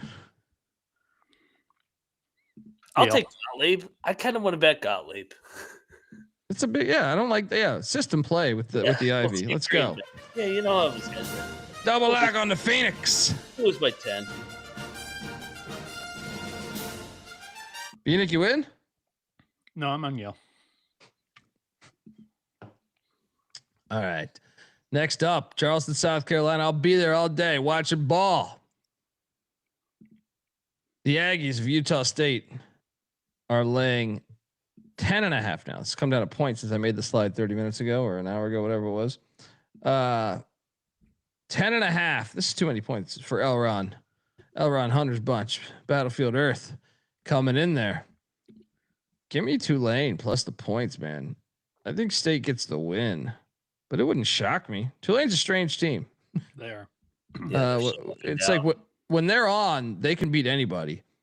So they're capable. The money line is like possible. I just think Utah State's a tougher team mentally. Right? This is a similar game, similar handicap for me of New Mexico against Nebraska today. I know it didn't come through, but it very similar spot. Tulane loses to an in-state school, going in playing the favorite of the tournament. I think they could win the game. I'm not going to call for it, but I am going to lock up the plus 11.5. I think they keep this one close and within 10 points. I'll join you. Double lock on the green wave. Is 11.5 still out there? Because I see 10.5 over here right now. Mac, what are you doing here, buddy? I love Utah State as much as anybody, but I'm locking Tulane here. We just saw this kind of with Memphis today. You get embarrassed on your home floor the game before an MTE. You're playing the favorite. I know Noah was talking about it didn't come through with New Mexico, but it came through with Memphis with ease. I think it's the same thing. Utah State wins by 5. Let's go. Triple lock on the green wave. Rowan Brumbaugh, the White Mamba, or whatever you want to call him. Keep an eye on him today. Yes. Colby, the last game of the Charleston Classic tomorrow is at 9 p.m. Are you going to be on the show there recording from the stadium? No, because I don't believe in getting press passes. I went as a fan. I could have applied. I knew I was going to this for like 3 months, and they probably would have accommodated me, but I was just like, I don't want to feel like sitting in the press, but I want to be down on the court. Well, you can be down on the court with a press pass. Yeah, I know, but it's still. you know, all the other bougie journalists there talking. You know what I mean? It's just not me. It's just not me, man. It's not me. I want to be there. I want to be part of it, you know? To each their own, yeah. I mean, look, sometimes I'll do it when, like, if I have to, but I'm just saying. You still could have had access to stream from the arena. That would have been sweet for this That's weekend. true. But I didn't think about that. I just thought about, I want to be a part of it. You know what I mean? So. You still got a chance if you apply late. I'm sure there's not a tremendous amount of people just say, hey, I'm willing to sit in a seat. We're doing a live show that has 20,000 subs on YouTube that gets 400 consistent live viewers. They may give you a pass. Yeah, they might, but I got a jet, guys. They just hit me up. Have a great night. Yeah, take care, fellas. Enjoy the 63 other games. Take care. Picks will be on the SGPN app. Picks will be on the SGPN app. So cheers. This Hawaii Arizona State game is entertaining, by the way. Do you have it on in the background, Noah? No, I have my TV off. It's 54-50 at the 12-minute mark. I mean, this game is literally going the way I thought it would. Back and forth, entertaining. Do you have an odds screen in front of you, or you want me to pull one out? I do have the odds over here if you want to. Yeah, because I'm assuming that not all the slides, especially for the tournaments, aren't going to have lines from Colby. So yeah. All right, so we got Butler, South Kakalaka, South Carolina. And I didn't research exactly where these games are. So this one's at the Greenbrier. Yep. We got Butler, laying 2.5 here.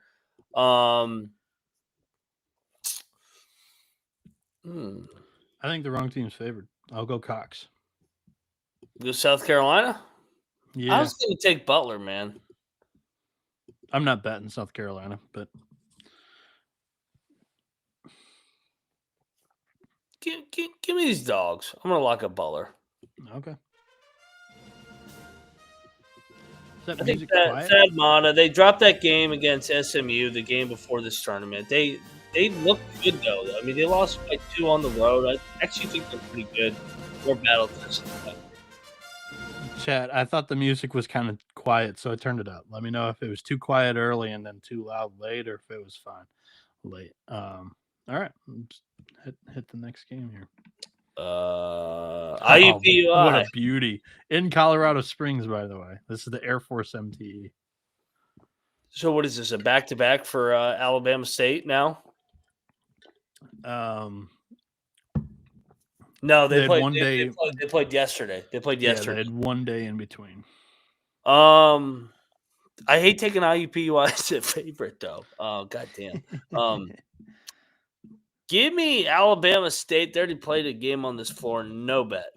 I'm pulling up odds, too, because I just need to see some. Give me 2 seconds. Laying 3.5. No, I'm curious about the total. 184.5. Alabama State's athletic enough to keep up with IU Indy. This should go over 184.5. Sure you're locking the over? I think so. All right. Shit, none of IU Indy's games have gone under this total this year. I don't believe. Yeah, I mean, what am I missing? I'm not going to push back on any IUPUI or under. One game hasn't crossed this over, and that was their game against EMU. I think your deflated total could be because of the altitude, but in game 1 there, I think that they could be fine, and if they're not fine, it actually helps out Alabama State because it'll be even more of a layup line. So I like the over 184.5. I'll lock that. All right, I like it. Arlington taking on Campbell here. This game is in Utah. It's in Ogden, Utah. So what is this? The MTE for a couple of random schools are hosting MTEs this weekend. Why? I have no idea. But who's this for? Weber? Yeah. No, right? Weber's playing in. They just had a satellite game for Cancun or somebody. Is this Ogden's Weber though, right? Yeah, I think you're right. Yeah, Arlington plays Weber on Saturday. Okay. So this is Campbell. Oh, sorry. I was thinking Utah Valley, UC Irvine. My apologies. I kind of want to bet Campbell. They already got a game. They already got a game on the floor. Make a fucking free throw, Arizona State, you fucking bums. Yeah, give me Campbell. Campbell wins it outright. They already got a game under their belts. This is a back-to-back road spot 4. Oh my god, the guy missed 3 free throws. Arlington won the other night at Evansville. Back-to-back road spot. Give me the Camels. Let's go. I like the thought process there. I'll lock that up with you. They're getting a 1.5. Let's go. Double lock. Yeah. Do a triple lock. We'll play the triple lock game. Double lock on the Campbell. Next up, we got the. Oh yeah, here we go. UMass, Charleston. So Charleston got their shit kicked in at home before they hit the MTE. UMass, on the other end, has won 3 in a row. I kind of think Charleston's the right side, actually. I'm not going to bet it, though. I kind of think that Charleston's not good when I don't think they're good either. Full strength. Like, they're not at full strength. They have injuries. Like, they're missing 2 expected preseason starters here.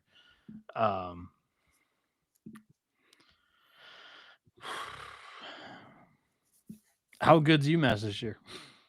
I mean, UMass is playing better. They've won 3 in a row. They beat Central Connecticut, Lemoyne, and Albany. So they've taken care of business who they're supposed to. But I'm gonna take Charleston.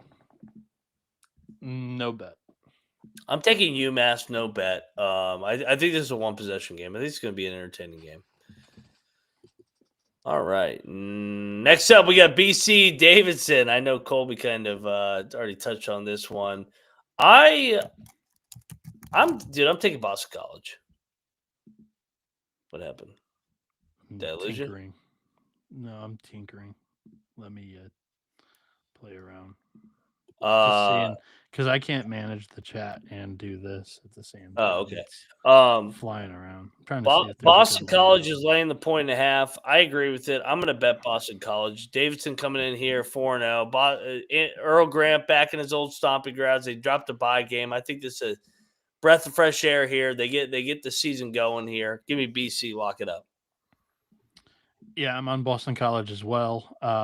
No bet from me. I prefer the sprinkle on the tournament future rather than betting them game by game because they haven't looked great. Yeah, I'll stay away. All right, single up. Give me the Golden Eagles and Boston College. Look it up. Next up, we got all right. So this one's out in Salt Lake City, BYU, Wisconsin. BYU coming off of the Connecticut game. Wisconsin coming in here, winners of 4 in a row. I think BYU's laying all the way up to 6.5, 5.5. So Wisconsin's played 4 bye games so far. I actually think that BYU is the more battle-tested team for this. They're off the UConn loss. They do have a win against Nova. Compared to the 4 bye game wins that Wisco's got. I like the Badgers this season. However, I just don't think that this is the time to back them. Typically, I do like them as a dog, but Salt Lake City is going to be buzzing with Mormons. I like BYU in this spot.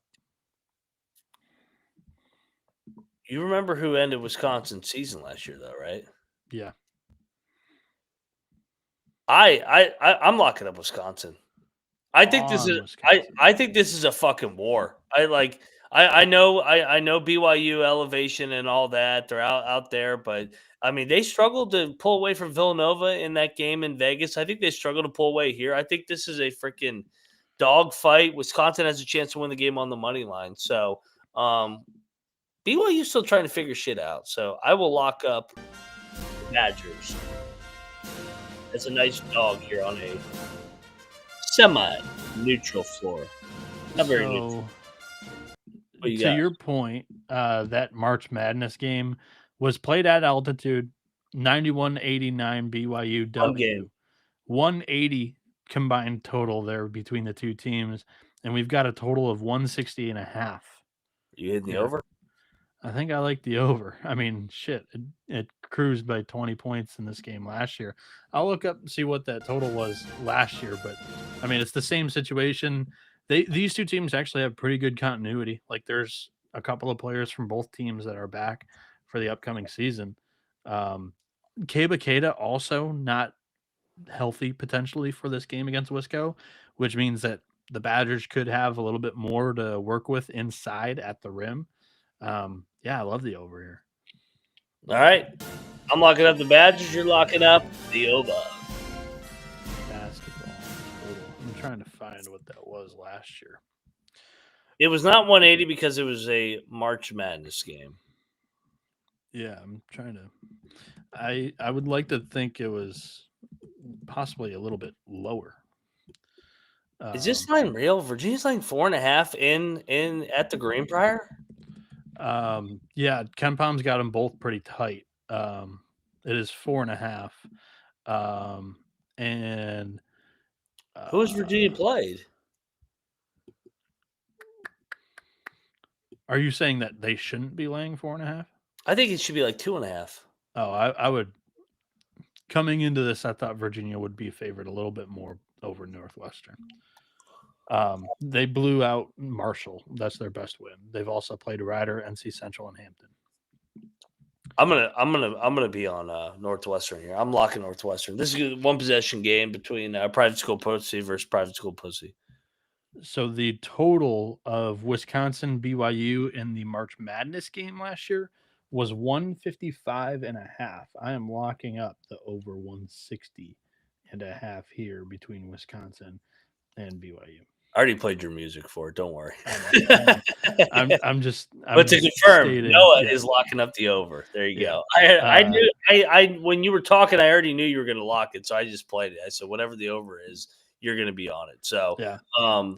I apologize, chat. We're shorthanded, and I cannot keep up with you guys. Take that as a compliment and not a disgrace or any discouragement to keep commenting. We love it, and I wish I could show them more like this pussy on pushing action from Cannabis Capper. I'm laying it with UVA. I think it should be a good game though, but I think Virginia wins this by about 8. They dress it up with some foul shots late. I talked all this shit about you as Noah Petiti, and I just double locked back-to-back Big Ten schools. Give me Northwestern. Give me the points. One possession, Virginia wins by 2 or 3, or Northwestern wins outright. Dude, this is a fucking fun game. I love Collins as a dog. That shit comes full circle, eh? Yeah. Oh, yeah. Here's your game. Iona versus Akron. Iona is coming in red hot. Akron's coming in red hot. Both teams, or Akron got drilled one game. What was it? They didn't get drilled. I mean, they covered against Purdue. St. Mary's. No, they didn't play St. Mary's this year. That was last year. That's what I thought they played. But yeah, they lost to they lost to Purdue. They're not laying 10.5, are they? They are laying 10.5. Woo! Iona this year 3-1 against the spread, average cover margin of 8.5 points. Have they seen a team like this? No, and that's why I think there's plenty of value, but also it's a little shaky. We haven't seen them. Akron 3-0 against the spread, average cover margin of 9.5 points. And where's this game at? This game is in the St. Thomas, the Virgin Islands. Oh my God, Hawaii's fucking making shots out their ass. Lay it with Akron, no bet. I think it's too many points. I think it should be a close game. I like Iona in this spot. I am going to lay off of it because I got both teams winning the tournament as a bet, and that's enough money on this game. I don't hate it. Florida State, Georgia Southern. So I assume this is not a MTE, right? Your guess is as good as mine, but I'm going to assume the same. Give me a second. I'm researching while I do this. Tallahassee, yes. So this game is actually in Tallahassee. Florida State is laying, and the problem with this is they're laying 16.5. Florida State. I wasn't no MTE on deck. I mean, what do you want to do here? I lay it? No bet. So Georgia Southern. My apologies. I know I'm probably going to get Coming off crucified. Georgia Tech game too.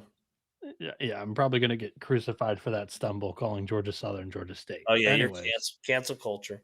Yeah. Anyways, they're coming off the loss to Georgia Tech, but this is another one of your teams that top 20 in tempo.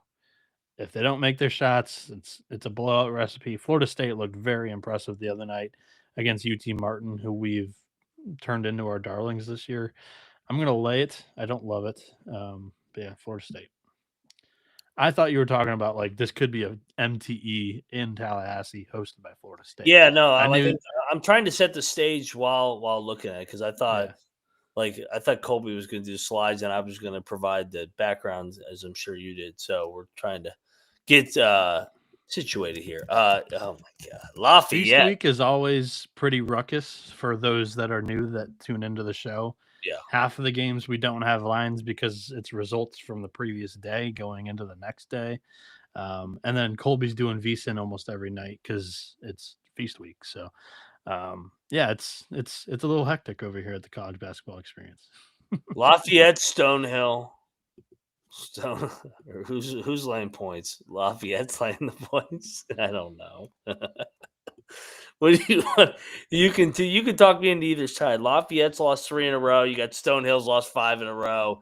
Chad, who do you want to take? I have no play on this game. Give me Stonehill, home dog. Lafayette 2-2 against the spread. Stonehill 2-1 against the spread. Fucking hilarious. This is a fucking hilarious game. I'll take the points. Give me Stonehill. All right. No pushback from me. Are they the home team there too? I mean, come on now. Air Force. How many fucking home games is Air Force going to play this year? This is their MTE. Oh, yeah, this is their MTE.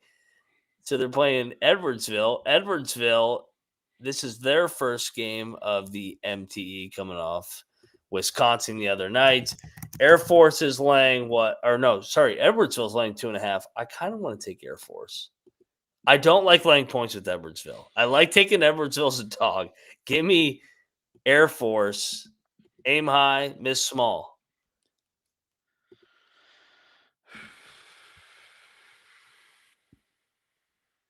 Not a lot of conviction from you with that sigh. I can tell you whatever side you're going to be on. Kind of like. Don't worry. Edwardsville. I don't have a lot of conviction either. I'm going Edwardsville there. This line kind of stinks. Edwardsville's a better team. Why are they only laying 3.5? Going Edwardsville. Lehigh, Columbia. This game is at actual Lehigh in Bethlehem, Pennsylvania here. Columbia's been a good story here, coming in at 3-1, laying 2.5. Give me Columbia. I'm going to continue the momentum. I don't think that there's going to be that much of a home court with Lehigh. They got the win the other night. I kind of want to. Do you want to bet Columbia? I know you like Hovde. I do, yeah, but also Columbia on the road scares me a little bit, so I'll stay away. Who did they drill on the road? A couple. Wow, this fucking game is fucking electric. Like, this is a fucking hard show because you got Arizona State. Hawaii, 65 all, 5.5 minutes ago. Entertaining game. They drilled New Haven on the road opening night. Okay. Or on Friday. Opening night for Ivy League. You know what, man? Where's the music at?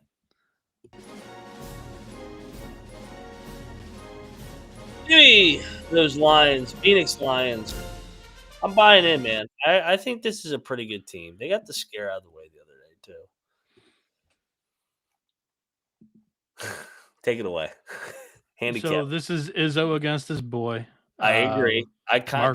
We should. Mark Montgomery is an Izzo disciple that has taken the Detroit head coaching job. This is his second year. I do not believe that they played each other last season. However, I do believe that Michigan State played Western, which is Dwayne Stevens, who's also a Tom Izzo disciple, one of the more recent, like both him and Montgomery were on the same staff together within the last 5 years at State. Michigan State only won by 18. That was the final game before conference play began last year. So very similar spot with an MTE in Fort Myers on deck with East Carolina. Not a huge look ahead spot, but it's a bunch of 20-year-olds playing for Michigan State heading down to Florida for a weekend, or a week. So I think they're going to look forward to having some fun. They play North Carolina down there too. So I'll take the points with Detroit. This is a little bit nasty work. Bet it. Let's bet it. Dude, this is a great spot. Like, this is his, and you know what? We just saw this with Barnes. He called off the dogs against Lanier. Barnes and Izzo are the same. They're cut from the same fucking cult there, man. Like they're old school. They're not gonna run it up on their boys, man. Montgomery's his boy. Izzo is not gonna run it up on him. Alrighty, man. Plus 30.5. Yeah, like even if Izzo's up 25.5, like I just see him fucking completely getting super vanilla in the second half. Michigan State by 25. Let's go. JD's calling for a Detroit money line first half. I will not call for that. Get her off Kentucky. Yeah, they destroyed Kentucky in that game too. So yeah, their heads are a little bit too tall for the door frame. Dude, Izzo's gonna get his fucking wish here. They're gonna play like shit tomorrow night. He's gonna fucking motherfuck his team. This is what happens when you guys don't come to play. You came to play against Kentucky, then you fucking had a nice time with your fat girlfriends. Now you don't come to play. If you do that again, you're gonna get killed in Fort Myers. Then they'll go down to Fort Myers and play well. This is an Izzo zigzags theory. So. Yeah. You've talked me more and more into this. Let's go. Come on. Like this is like these old coaches. It's all a fucking mind game. This is the Nick Saban, Kirby Smart fucking bullshit. Yeah, let's go. Come on. Let's go. That's why we talk it out here. By the way, I locked up both your Florida assistants. I have Campbell and Columbia on my card. Nice. I was just noticing that. Oh man. All right. So this game is not in. It's in the hockey arena. Dude, oh God. Last year, I think they played Dayton, and they were crying and whining about the sight lines in that arena. They beat Dayton, though. They did beat Dayton last year, but the total. So the game finished 66-59. There was a total of 125 points scored in that game. I think the total is way too high for a Cincinnati game. The cocktail napkins got this at 156. Louisville's going to want to run up and down. I get that. And I do think that their defense is not bad, Louisville's. And Cincinnati's offense, they've kind of started to prove me a little bit wrong and made me want to step back on that take. But 163.5 is a lot of fucking points. You're going to need both teams to put up 80 plus or potentially like a 90-70 game, which I don't see this being a total blowout like that. Yeah, I like the under. I'm going to lock this. Okay. And an under favors Cincy, so I will lock up Cincy. I don't think Cincy's going to win. I think Cincy could win. I'm not calling for the money line. I think this is a dogfight old Big East game here.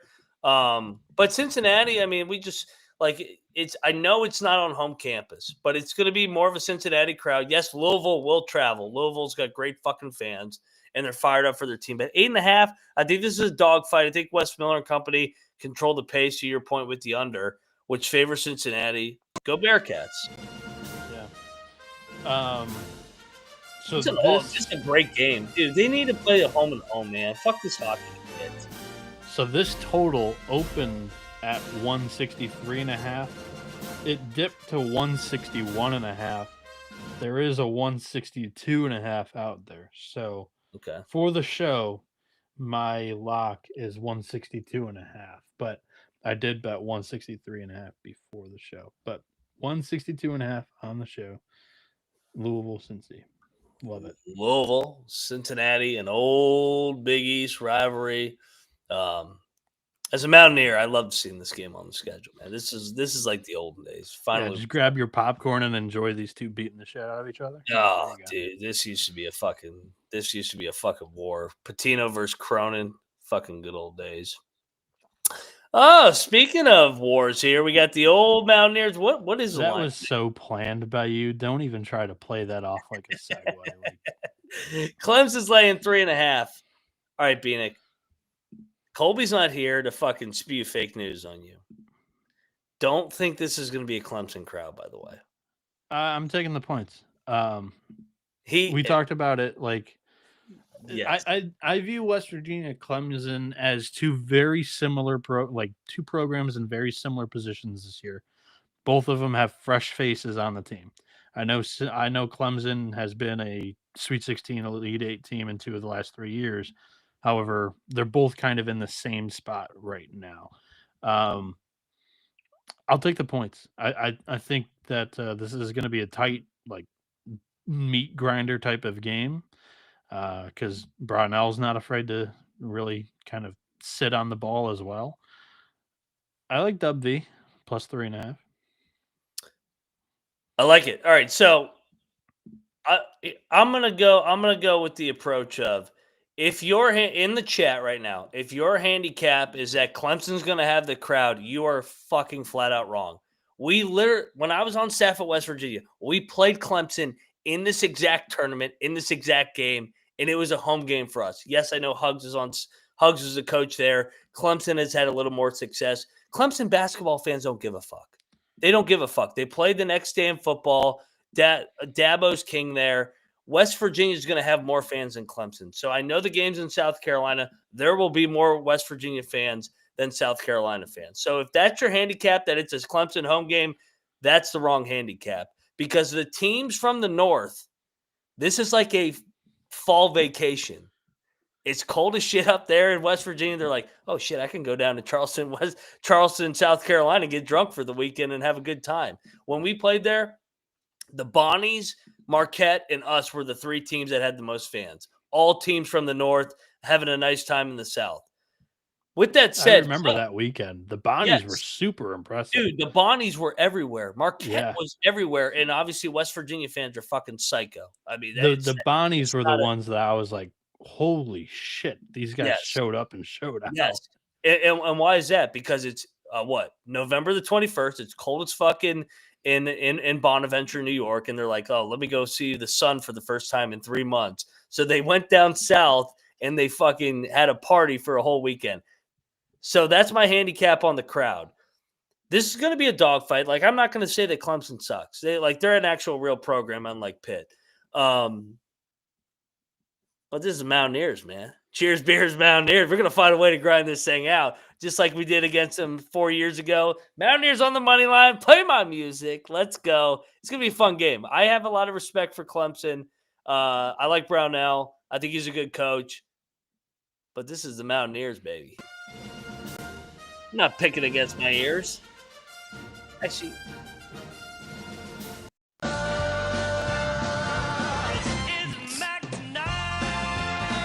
Mountaineers money line, baby. I called the score exactly the other night, almost by 2 points. Let's go. What's the total here? 134 and a half. Let's go. Mountaineers get it done. 69-65. It's a grinder of a game. It's going to be a fun game. Clemson's a good team. It's going to be a good test. Mountaineers get it done. Fuck you, Chad. I see all you guys betting on. Any statement or response to the claims that West Virginia fans bring batteries to basketball games? Why wouldn't we? I mean, it spices up the game. Now it's gonna be fun, man. This is gonna be a good test for the old ears here, because they get Chance Moore coming off the 5-game suspension or whatever. Speaking the hell. Of Bonnies. Yeah, right. So this could be, and Clemson's a good program, man. So I'm looking forward to it. Mountaineers on the money line because we're tougher. What was the suspension for? Was that just it was the NCAA eligibility claim? Eligibility bullshit, whatever it is. So okay, yeah.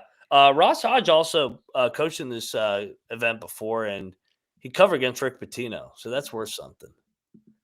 Yeah, didn't North Texas play in the title game?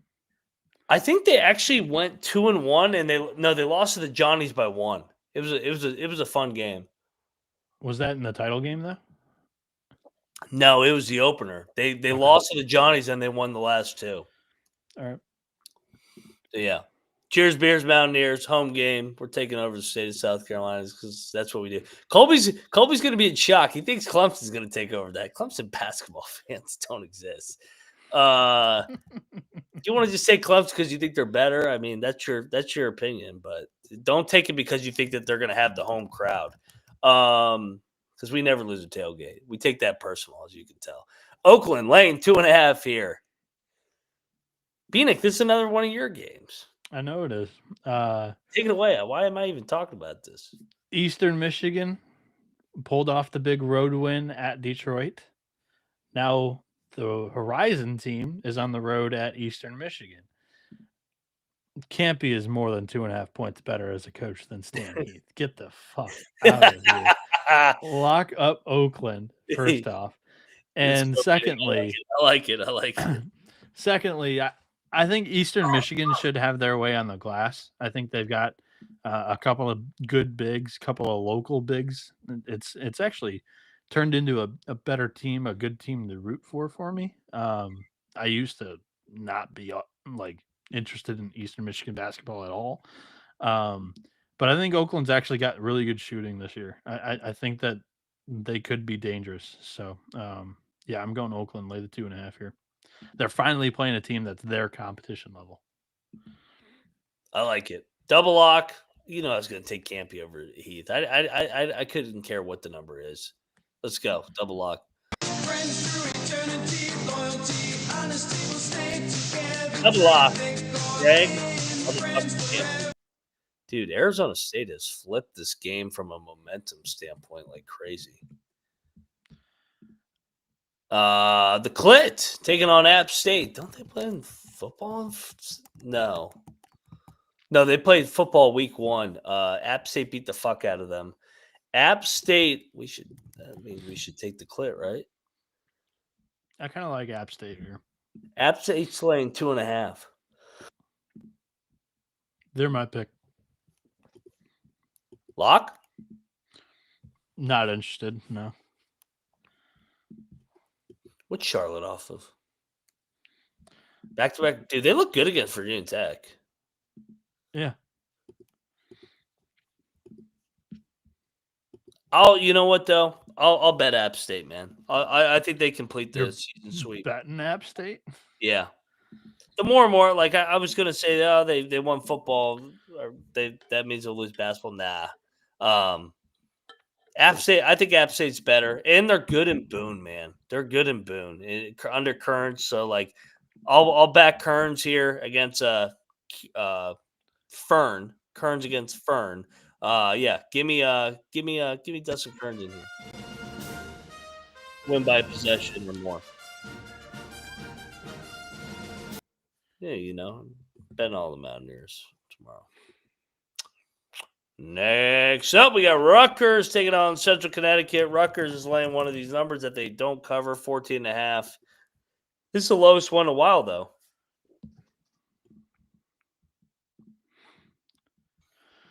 I'll lay it. No bet. I'm not betting these games. I don't know the motivation of these fucking big favorites during this week. I am Googling something. There's no price. Hold on. God, who's this white guy that fucking for Hawaii is fucking looking like Kareem Abdul-Jabbar with that dunk. So, dude, there's some dunks in this game. Anybody put on ESPN Plus and watch the end of this Arizona State Hawaii game. This game is on crack. There are currently no money lines out there, which is a disgrace because I want the money line on the real Blue Devils. Rutgers is heading back out to Vegas. Okay, you on Central Connecticut in the points, no bet though. I am taking the money line with Central Connecticut State. Don't know what the money line is right now. I looked prior to the show, couldn't find it. But yeah, Rutgers has Tennessee next. They haven't looked great to me. Haven't passed the eye test whatsoever. They flirted with disaster against Maine, Lehigh, and American in 3 straight games. Not covered the spread in either of them, in any of them, I don't believe. Central Connecticut's already pulled off a win over BC. They lost a tight one against UMass in their last game. I think that they come out here and are pretty motivated in this one against one of the big boys in the Northeast. I think they have a chance to win it outright. I'm locking up the 14.5 and sprinkle a little bit on the money line. All right. You swayed me on the pick. No bet. Bieniek on the real Blue Devils. Get that Duke shit out of here. Central Connecticut.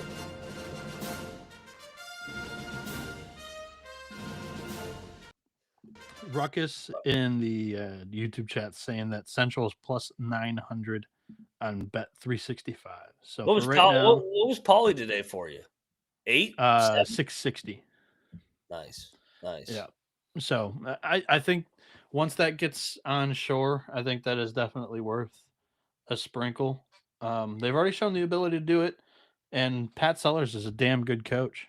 So I don't think Rutgers is running away with this one at all. Let's go. Next up, we got what a game. Canisius laying 2.5. You all right up there? Yeah, I had 3 cigars before this fucking show, so fucking, I only usually smoke one a night, so I tripled down here tonight because I have with family, but 2.5. I mean, lay it? I don't fucking know. Eastern Shore is off their win, which happens once in a blue moon. So I'll take Canisius to win in cover. All right.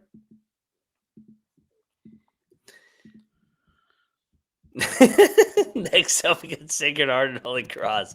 Dude, these games are fucking hilarious. This is Colby's accent game. Bro, we have like Holy Cross and Sacred Heart. We have like underrated like regionality here on a Friday night. Sacred Heart, Holy Cross. Sacred Heart's like 6.5. No. I'm taking Holy Cross money line. I mean, go ahead. I'll take the points, but I don't want anything on this one. All right, give me Dave Paulson and company.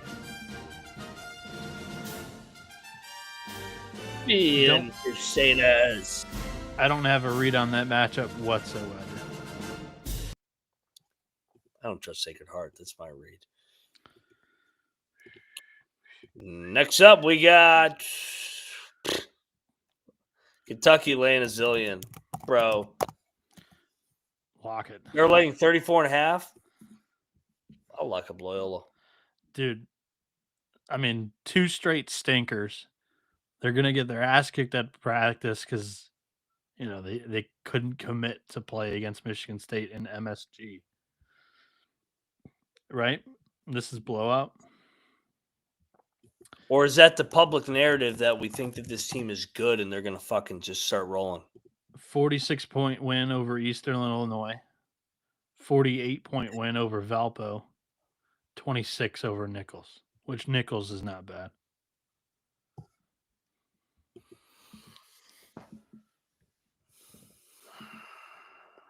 It feels too public to fucking just think that they're going to bounce back and win by 50. I'll say off a lock. You talked me off the lock because they have beaten them down. But, like, we saw this with Clemson when they lost a couple in football. They lost a couple of those games, and we're like, oh, they're going to bounce back and beat the fuck out of them in Penn State. And they never did. I have similar vibes with Kentucky with just this money team. So I want to see Kentucky put it together. They're still shorthanded and banged up, too. And I think they're a bunch of soft asses, that team. I think they're phony fucking roster. We've already seen them abuse some bye teams and bye games. I think they do it again. Okay. Kentucky, I think you lay infinity and lock it up here. I think they win by 45. All right. I'm not pushing back on that. Like, I can see your angle. Well, I mean, I'm going to live or I'm going to go down with the ship on a Final Four team of mine in the preseason. Understood. Noted. East Carolina. This fucking team sucks. I'm never taking them again. What are they fucking laying? Take the points. At least they're at home. Laying Isn't Charleston Southern off of a win too? Yeah, they beat IU Indy. They put up 103 on Tuesday against IU Indy. Like, how much? Actually, real basketball analysis here. You're going from IU Indy, which is literally a layup line on defense, to Schwartz and their defense at home. Oh, do we have the trend yet on what teams have done after IU Indy? That's a good question. We were talking about that in the preseason. We were. So Ohio State murdered Purdue Fort Wayne after IU Indy. Long Island lost outright to IU Indy. Then they beat Air Force by 4. Sorry, LIU beat IU Indy by 4. Okay. And then they won against Air Force by 4. Butler beat IU Indy by 32. And then won by 32 over Chicago State. I wouldn't say this is a great sample size. IU Indy beat Eastern Michigan November 14th, Friday, by 7. EMU then came off that loss and won by 10 over Mercy. So it's not helping us. It's actually been the opposite. It's not helping us. It's not the Detroit Lions theory that you have. Yeah, but at the same time, like, they've been the IU Indy's been the dog they've been expected to lose in all those games. Like, the mind fuck, I guess, hasn't been there. But I think this is going to be a staunch difference. You're going from a layup line to Jim Schwartz's defense. Like, it's not a bad spot whatsoever for ECU here. But I've liked Charleston Southern all year. Yeah, they haven't been bad.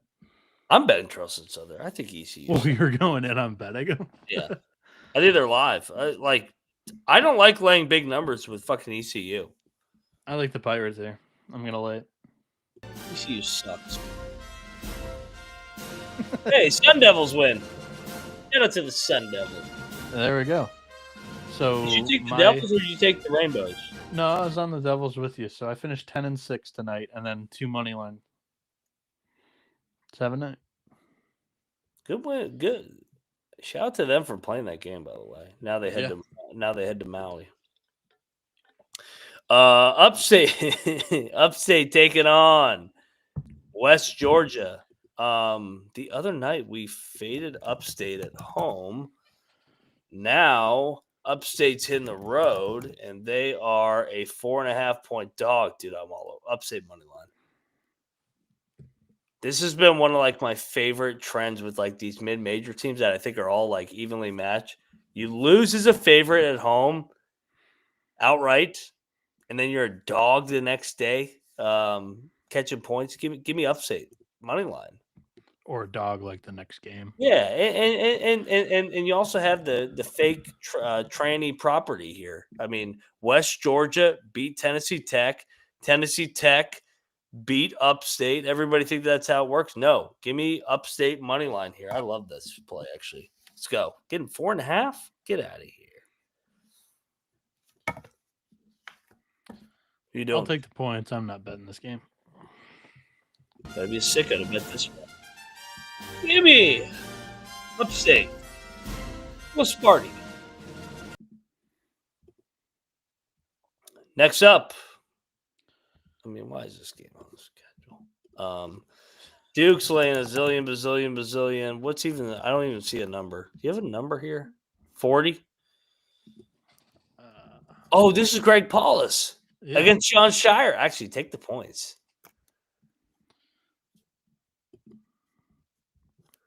Does anybody have a number, chat? And Duke's off the Kansas game, going up against a buddy of his. A fluke-ass cover against Kansas. It's kind of a similar handicap to Tom Izzo. Like Michigan State off a blowout win against Kentucky and going up against a former assistant coach.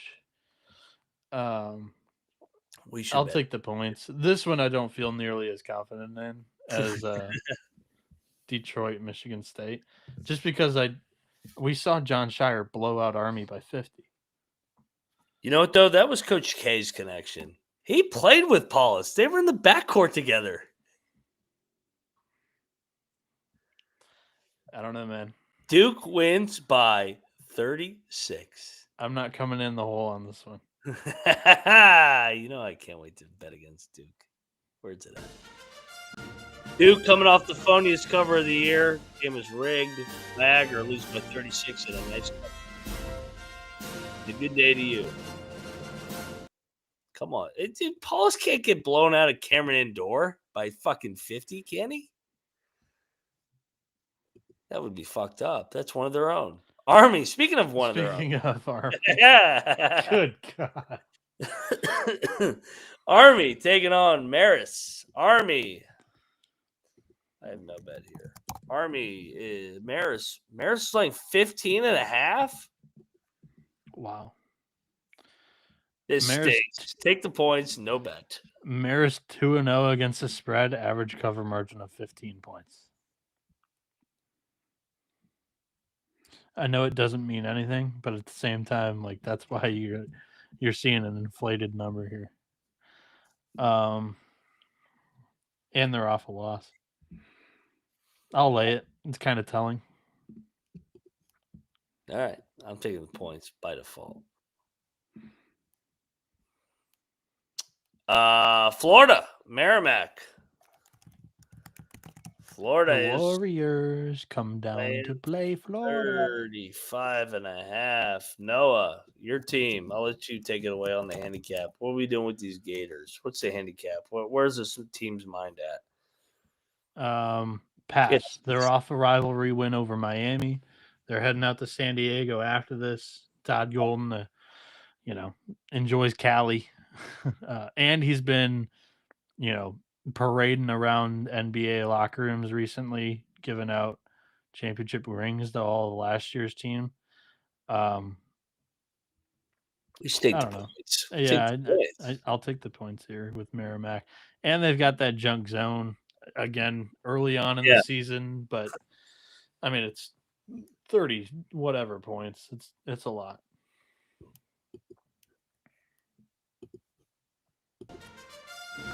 Merrimack in the points. I think it's too much. Merrimack plays that fucked up zone that I think can keep it within striking distance. I like Florida's team. I think they're going to be good down the road, but they're still trying to find their identity. And they're off the rivalry win. They're off to San Diego. Golden ain't fucking prepping for this game. He's over there freaking in NBA locker rooms. To your point, handing out national championship rings. Give me them Warriors. If Florida is still searching for their identity, there is an issue. Their identity is the best top 5 front court in the country. Yeah, I get it, but they're trying to get their backcourt in sync. They're still they're not Florida yet. They're not Florida. Yeah. They're gonna be Florida, but they're not there yet. This is a game for the backcourt because you're gonna have that zone. They're gonna need to be able to work it around. Fucking Kerms is hilarious here. Hey, kiss my ass, Kerms. Shades on, baby. It's after dark.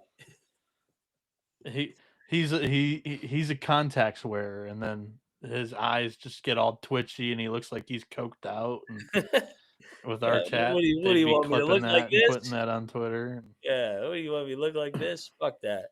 Here, there you go, Kerms. Is that better for you? There, backwards hat, shades on, 2 a.m. Let's go. Who else is live right now on a Friday night? There's that Thursday buzz night, cut. whatever night it is. Who gives a fuck? It's feast week, baby. Let's go. ODU. Malik, they just covered against Miami. That was a double-digit number. ODU? No, Yeah, Florida.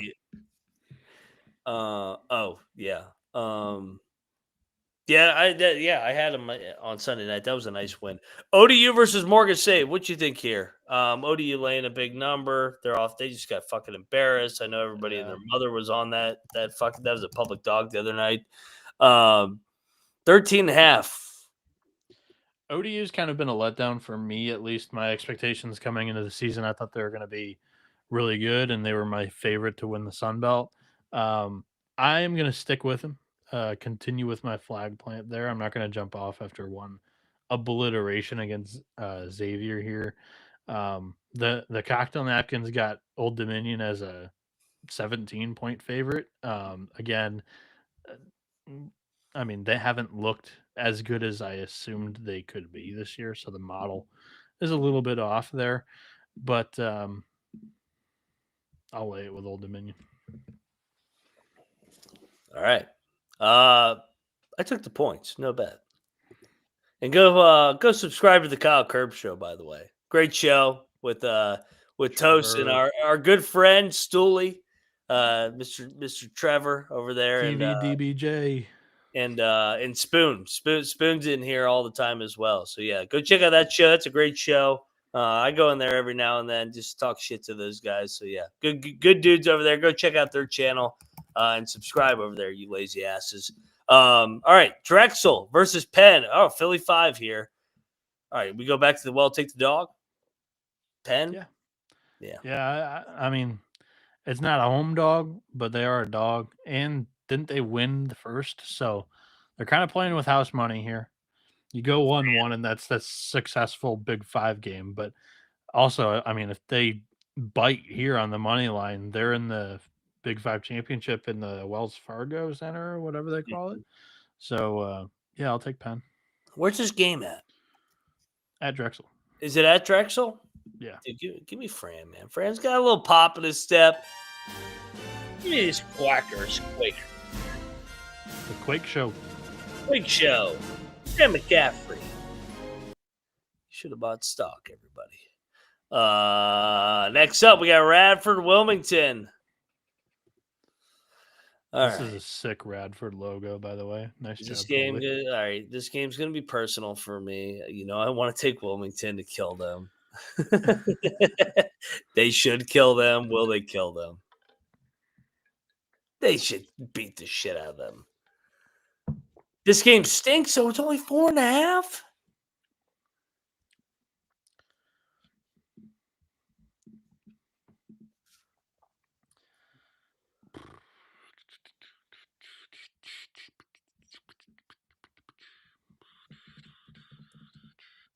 Are you thinking?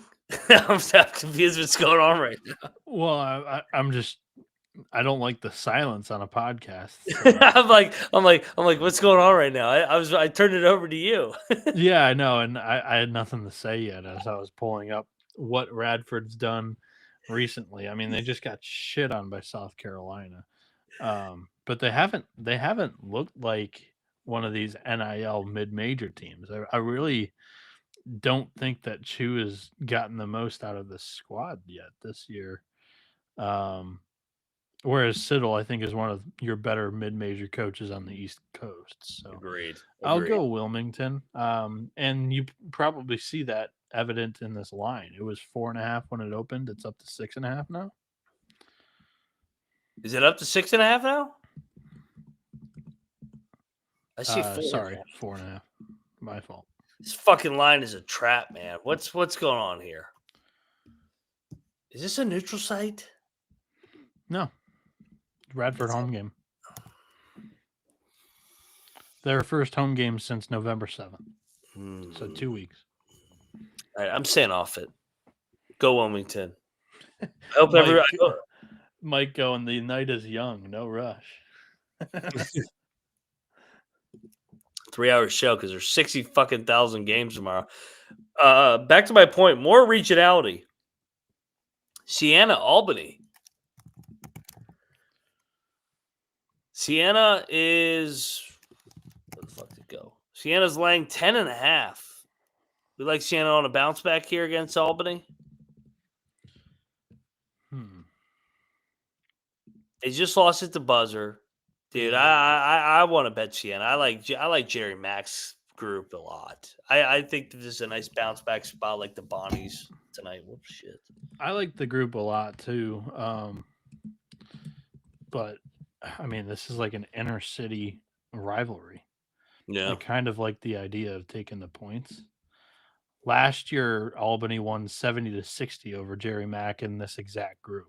So it could be a revenge angle, or it could be, Albany has this squad's number. And Albany is also won 7 of the last 10 games against Siena. Single lock. Yeah, I'm going to take the points. Give me Siena. St. Bernard's. Blowout. I'm actually Battle? I really like Siena this year. I have them winning the MAC. I'm lock battling this. Oh, That's too many points for a rivalry game, dude. Yeah, let's go. We got a battle. Phoenix. That fucking old ass dog, the Great Dane. Louisiana, the State. We go marching in. Baby. Let's go. Next up, we got Moorhead over Less Head against ETSU. My Buccaneers here. What do we got here for a line? We got more ETSU laying 10.5. I'll lay it. No bet. I'll take the points with Moorhead. They've not played anybody of their competition level yet this year. They've gotten smoked in 3 bye games, and then they've smoked Kentucky Christian and then flirted with disaster against a local NAIA team. I'll take Moorhead here. I don't love it, though. We don't know what we're getting with them. That's why I want to take ETSU. I at least know it, but ETSU has struggled to pull away from teams, so no bet here. But always, chat, Moorhead over Less Head. I hope everybody gets some head tomorrow. Next up, we got Coastal Western Illinois here, and where's Western Illinois? Normal? No, Normal's Illinois State. No, they're Macomb, Illinois. Yeah, Macomb. Yep, Macomb. What do we got for a line? I can't fucking find these lines. Coastal's laying 3.5 on the road. What? Based off what? So Western Illinois started the season off with 4 straight road games. Then they played a non-D1 named Co. Never heard of Co. I've heard of plenty of colleges. Never heard of Co. They only won by 11 in their home opener this season after 4 straight roads. That's why Coastal's favorite. On the road, though? On the road, though. They don't even know how to get to Illinois. I mean, they're coming from fucking Myrtle Beach. I don't even know how to get to Illinois from where I'm at. Yeah, this is Western Illinois' MTE too. North Dakota. Oh man, dude, they're a live dog. North Dakota is here as well. Oh, I have a lock. It's a Friday night and fucking Tacoma. They don't know how to fucking get there. Let's go. Give me Western Illinois. I don't believe in this Coastal team. I'll take the Leathernecks too, but I am not locking this. Oh, come on. You gotta go all the way. Give me these Leathernecks. Let's dive into this sneaky dog. Is Co a D2, D3, NAI, JUCO? Help me out, chat. We've got 2 people saying that they... Sullivan's probably joking. At least Derek knew that Co is in Cedar Rapids. Hilarious. All right, so this is an easy one. Memphis versus Wake Forest. I don't see a line out. Yeah, these are the tough games where it's rare if we get a line for game 2 on a back-to-back night in these MTEs. Mm-hmm. Ken Palm has this line at Wake Forest -3. Personally, I think it may open shorter than 3. Memphis is more of a public team than Wake. However, I think I've been more impressed by Wake overall this season. Yeah. I think they win, and if it's 3 or less, I think they should cover. Wake will be a lock for me, like you said. If it's around 3, if we can get a 2.5, that'd be great. 4. I mean, it doesn't change. For me, anything under 6 is really all the same because free throws after. I think Wake Forest wins and covers. I don't feel great about it because Memphis looked good today. And Memphis is a good MTE squad under Penny, and they're Yeah. a dog here. That's typically when you like Penny. But at the same time, I've been truly impressed with how competitive Wake's been so far this year, and they're due to get one. And I think they get it today. On a short turn, I trust Forbes more than Penny. Both of these coaches aren't that great. I mean, but for Wake is the team that they just do enough just to stay in the hunt. They don't get big wins. This is like the kind of win that they get against Memphis. Can they cover this number? I think they can. I think they pull away late. They've knocked on the door to beat Michigan, knocked on the door to beat Texas Tech. I think they get it done against Memphis. Yes, I know Penny is great as a dog, but I like him more as a bigger dog than just 3 or 4. Is it not becoming a little bit public too that Penny's great as a dog? Yes, I saw today a lot of people talking about Penny as a dog. Dude, and they played their ass off today. I mean, they played out of their minds. So stay within that number against Purdue. Now they're in the Bahamas. Come on, this team, they're not fucking. I'm not using that as my main narrative or analysis that it's too public of Memphis being a dog. I just have seriously been impressed by Wake so far this season. Juke Harris, Nate Calmese, I think those two are really good in the backcourt. I'm locking up Wake. You want to come here? No, I'll pass. Look at those Demon Digs. They get a split here. They pull away, win by 7 or 8.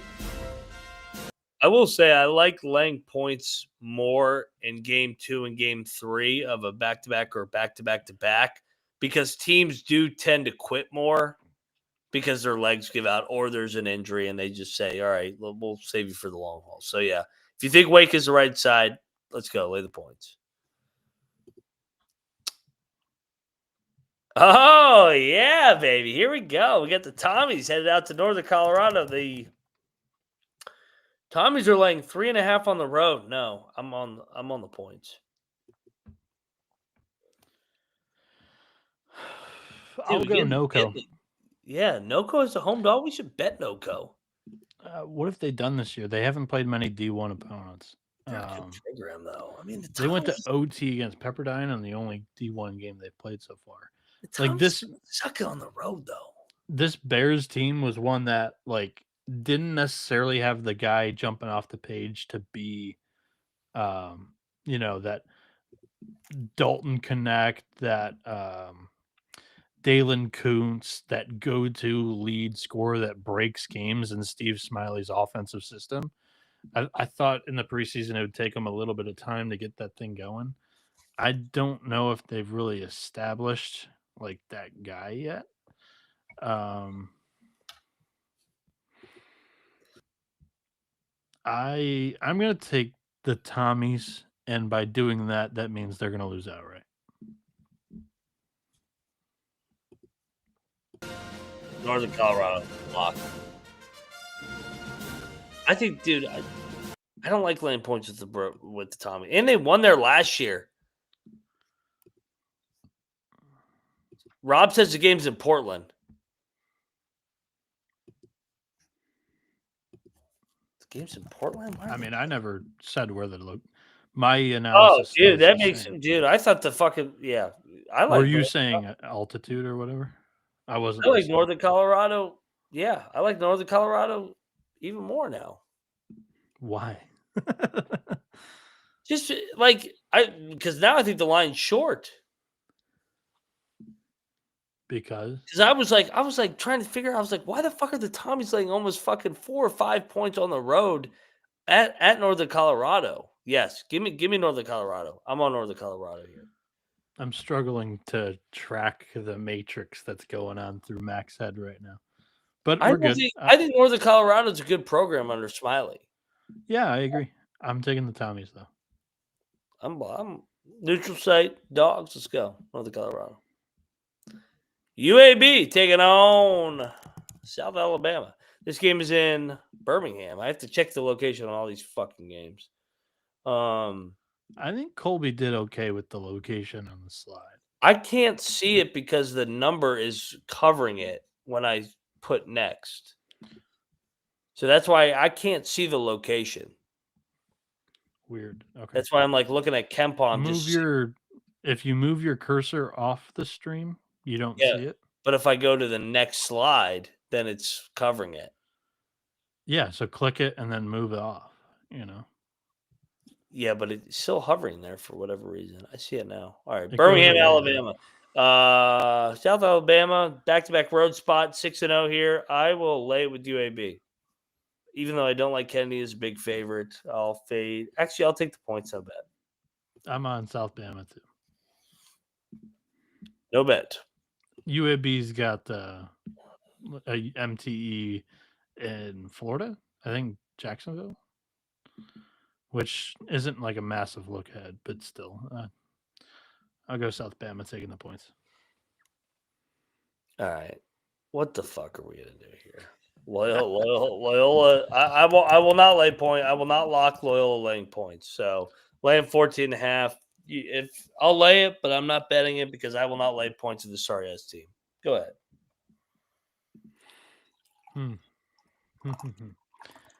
I will as we speak. That's what I think of this fucking game. It's a terrible game. I will take NIU and the points. They've not looked like a dumpster fire, which is relatively a positive thing for Northern Illinois in this type of season where they're moving down a conference next year. Fair analysis. Texas A&M. This game is in College Station. Laying 23.5.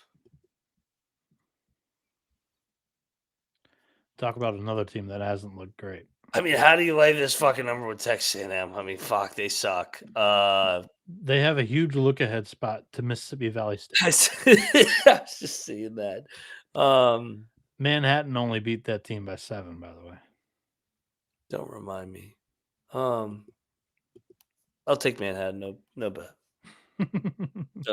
No bet. I'll go. Texas A&M football is a big look ahead with Samford or whatever FCS is. SEC's padding their stats with on Saturday. It is actually like one of the worst FCS teams in the country, Samford, which is the Bucky game. Oh, good point. Yeah, I'll go Manhattan on the points. Here we go. Net manipulation, SEC finest. There you go. Bieniek loves his SEC. Next up, St. Louis taking on Fort. This is a good game. I like this. Where's this game at? St. Louis. Good. That's where it should be. St. Louis laying 20.5. What? KenPom's got it at 20. So. Yeah, I'll bet Fort Wayne. That's too many.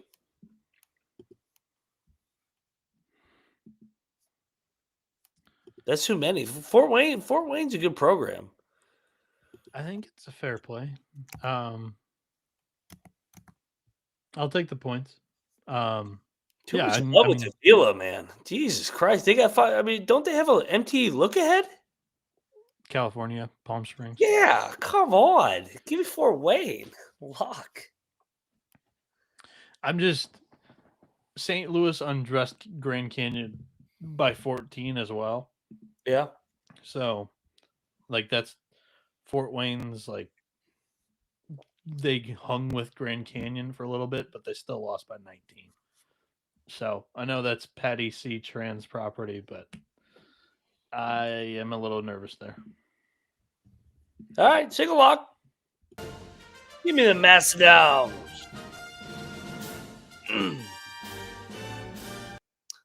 I told you, this fucking LSU team. Although Omaha's actually not a bad team. They actually won the Summit League. This is like the best. This is the best team LSU has played by a country mile. LSU, what are they laying? 20.5? It is factually the 4th out of 5 teams they've played, ranked 4th highest out of 5 on KenPom. KenPom doesn't know shit. They're off a big Alcorn State win. That was a big win the other night for LSU. Mhm. I don't know. Take the points. No bet. Both of these teams heading to Florida next week for MTEs. Yeah, who knows where the fuck these teams are at. LSU's good in the bye games. They have been okay. I'll go LSU. Actually, you know what? This is a Markel Sutton is on LSU. This is a little spot for Omaha. That was their star last year. Oh shit, we should. Yeah, I'll lock up Omaha. You're right, and it's a look ahead getting toward. Yeah, let's go. I like it. Give me Omaha. Give me the trash cans. We get up. Good call, dude. I saw that with Tulsa with Haggerty. They fucking were up for that fucking game. Yeah, I'll take the points. I'm not going to bet it. And I'm looking at the YouTube chat now, and Rob mentioned it like 2 minutes ago. I didn't steal your thunder, Rob. I was looking at a different window. But yeah, good point. I'll take the points. No lock. All right, I'm on Omaha. Little Rock, Little Cock, taking on Texas State here. Texas State is fucking a wagon all of a sudden. Texas State laying 4.5. No, give me Little Rock. No bet. Where's this game at?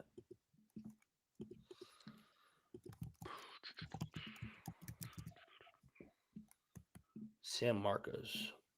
It's home game. No bet. I'll go Little Rock. All I'll take Little Rock. Texas State's been like Bowling Green didn't look great. That was opening night. They've been a little bit better since, but you know what? They've been actually better than I give them credit for. I'll still go Little Rock because I think that team has some talent. They've just played some really good teams so far this season. So, all right, points no bet. Evansville taking on Oregon State. Oregon State off of the Civil War. Evansville's this is in the location's wrong on the slide. This is in Virgin Islands, but yeah.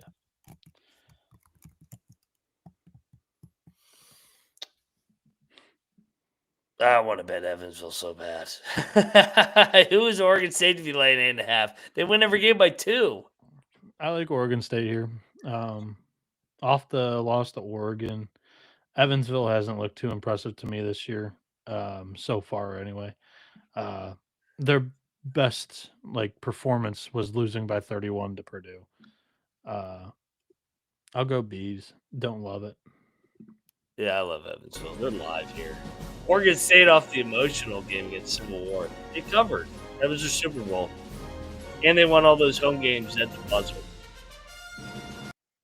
Give me Evansville. Let me write that one down. South Dakota State, Georgia State. Where is this game? It's in Brookings. Is this one of the games that's like a half-ass home game, or is this a true home game? This is a true home game. It is at their new arena. And they are laying. You think Georgia State even knows how to get there? No way. 12.5. Lay it. Both of these teams head to Cancun after this. Good Lord. This is like we talked about it with Utah Valley and UC Irvine. It's like the first game of the bracket and decides whether you're on the left side or the right side of the bracket. I will go Jack Rabbits and lay it.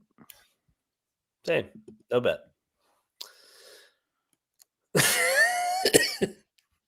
Arkansas, fresh off the not overtime, the buzzer beater win against fucking the rigged game where they just ignored real talk, not about this game. I'm already fed up with Stephen Pearl. I don't know if you saw that clip after the Jackson State game. He's annoying. Dude, what did he say? He threw a fit to Houston or about the Houston game when they they had 20 more free throws than them at the line, and he was complaining about the refs. And then in the Jackson State game, he literally shit on Jackson State after the game, calling them the worst rebounding team in the country. I mean, buddy, all they do is play bye games early on. You're supposed to, I know you're supposed to manhandle them more than what you did, but you don't go out there and actively shit on them more in the media. You already beat them 112-66. He's annoying. He's annoying as fuck. I hate, like, that was my entire, vendetta against Tobin Anderson, is like guys like that who all of a sudden get plopped into a position like without, in my eyes, like earning it. And I know how, ass backwards that sounds from me, who's done nothing in the basketball world. But Tobin didn't win the conference tournament and then got in the NCAA tournament, made noise. Credit to them. They earned getting into that game by FAU. But you don't earn the right to then complain about FAU doing a 360 dunk on you in the final 10 seconds of the game. Stephen Pearl shouldn't be crying to the media about how Jackson State sucks and they should have beaten. Why is he crying about Jackson State? I don't know, dude. I was like, you could be talking about like so much more, like at least giving a little bit of respect to the team that you just, what's your phrase, Mac? The prostitution game? Yeah, it's a prostitution game. Lay it with Arkansas. Well, Arkansas's kind of played with their food. They've kind of just enjoyed the foreplay with their prostitutes. Samford only win by 4. Winthrop only win by 1. They got Duke next. I'd take the points. No bet for me or you. Oh, dude, this is an underrated game. This is a great game. Norfolk State, Hampton, rivalry here. Virginia Beach. What's the line? Norfolk like 1.5, dude. I kind of like Hampton.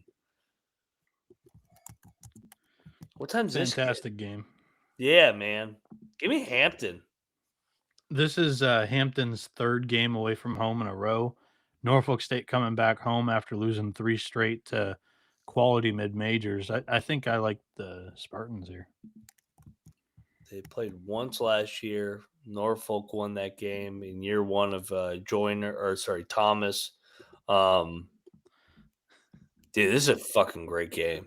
Why did they bury this on a Friday, man? This should have been like a Monday night game. This has been a great CBS Sports Network game. Typically, Fridays are the way to go for 85%. They should have played this shit tonight. They should have put this tonight. Well, tonight was still kind of loaded too. Yeah, but like there's 70 games tomorrow. They could have put this on the 30 game slate. This would be a great game.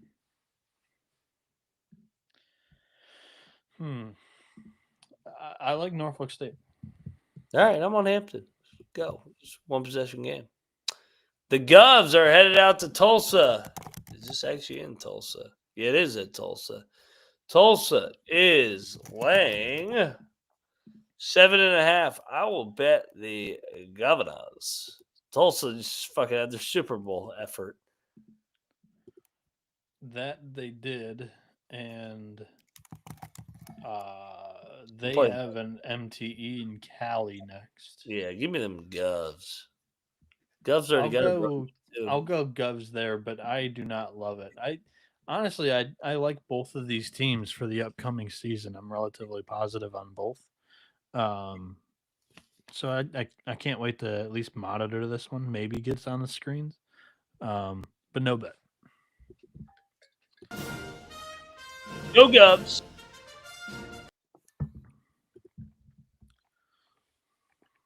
Davis, Colorado. Colby's on Davis money line, by the way. That's what he told you? Yeah, he just texted me. What's the line? Colorado's laying 15.5. Didn't fucking Davis just win on the money line the other night? Yeah, against Nevada. Colorado playing in the Players era. Where are they at next week? Hasn't Colorado been automatic at home in these non-cons over the last year or so? Even as bad as they were last year? Colorado is in Palm Springs. They play San Francisco next. Not as much of a look ahead there. I still like Davis. I'll take the points. I'm not betting it though. I will say, I thought Troy would be a letdown tonight. It wasn't. Not at all. Did they stay out on the road? I would assume. Yeah, they did. Yeah, I'll bet UC Davis. I agree with him. I don't know if they win, but I'll bet UC Davis. This kind of feels like the Troy game all over again. Give me Davis. Lock it up. Too many points.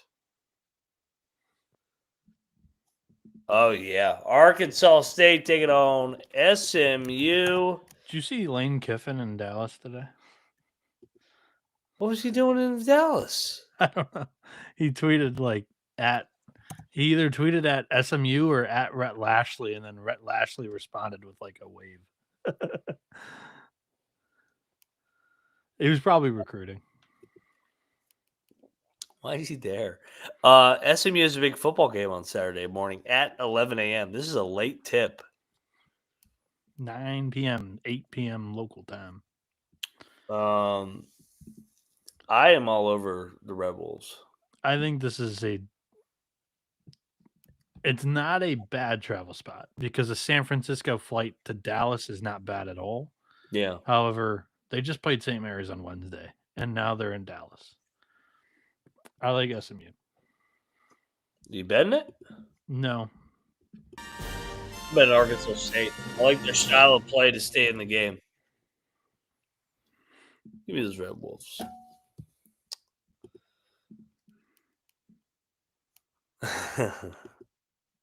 Denver, Colorado State. Should we play Denver money line? Go back to the well? I know Colby's on that too. Yeah, that was the other one he said. I looked at that text. I agree with him. They're off of the Loyola Chicago road win. They got the neutral site with Virginia Tech up next. Denver's got some continuity. They've already been battle tested on the road. All these games are close. Give me Denver. I'll lock up Denver.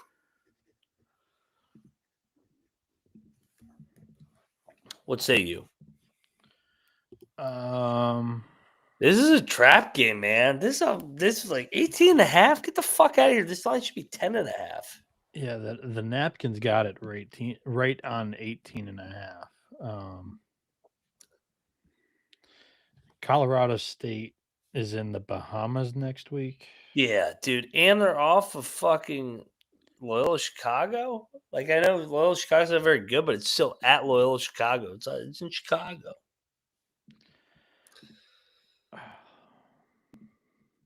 Out of all my Denver bets so far this year, this is probably my least favorite one. But I will. No, I'm not. I was on the. No. I'm not. I was on the dot with UTSA too, with the cocktail napkin, and I didn't trust it. You guys talked me into betting Denver, and we lost. They lost outright. I'll stay off this one. You guys can have fun with my Denver Pioneers. Let's go. Me and Colby double lock. I'll take the point. Colby and I are both locking with Davis. All right. 14 games left, whatever it is. Riverside, take it on Santiago. Riverside. Good 6.5. Steve Lavin, 6.5 point favorite. What the fuck's going on in this world? They might not be that bad this year. I'm going to take San Diego. I mean, they got good players. You are right, Noah. Riverside also off the rivalry game. Yeah, but I will take Riverside because I mean, they got their doors blown off by Baptist. Hilarious. Steven, look at this logo. Stephen F. Austin taking on Pepperdine. Pepperdine. This game is in Malibu. Pepperdine is a dog. Stephen F. is the one laying points. Stephen F. is off of Fresno. They stayed out there. I'm all over Stephen F. to get this fucking shit done. Let's go. What's the line here again? They're laying 1.5. Let's go. Yeah, I like them laying 1.5 here against Pepperdine. For what it's worth, I don't think the Waves are that bad under Ed Schilling this year. Agreed. I'm not gonna bet this, but I do think it's a great spot for SFA. I think they get one win in Cali before they leave. So I'll pass though. Go Jacks. I will take Stephen F. Austin. Grand Canyon versus Northwestern State. Grand Canyon is laying 60.5. Oh, give me the points on bet. Grand Canyon wins by 14. Don't they have a look ahead? Kinda. Utah and Cali. Yeah. I got no bet here. In my opinion, Northwestern State's like not looked great in some of the bye games so far this year. Grand Canyon hasn't either, but they haven't played in a week. Their last taste in their mouth was a 14-point loss to St. Louis. I'll lay it with GCU. Xavier, Georgia. Xavier, this game is in Charleston. Xavier, Georgia's laying 9.5. I will lock up Xavier. I love taking teams that have sucked in bye games. Now there is a big dog at the MTE. They found something. Give me X-Men. What say you, Bieniek? Georgia. I'll lay it. I don't love it, but I think they win. It's fringy right on the number for me and my vision or whatever. I just think that Georgia has been able to take care of teams that they are better than so far this season under Mike White. I think that continues, and then they drop the next game. So I'll lay the points with Georgia. Xavier money line plus 400 in Charleston. Next up on the dock, Fresno, New Orleans. So what they do? If they flipped opponents? Yeah. MTE. Who's hosting? Fresno? Yeah. But wait, the game's at Pepperdine too. Yeah, so it's just between Fresno and Pepperdine. It's like a round robin. We should bet New Orleans. Who the fuck is Fresno to be like 5.5? No way. I am betting New Orleans money line.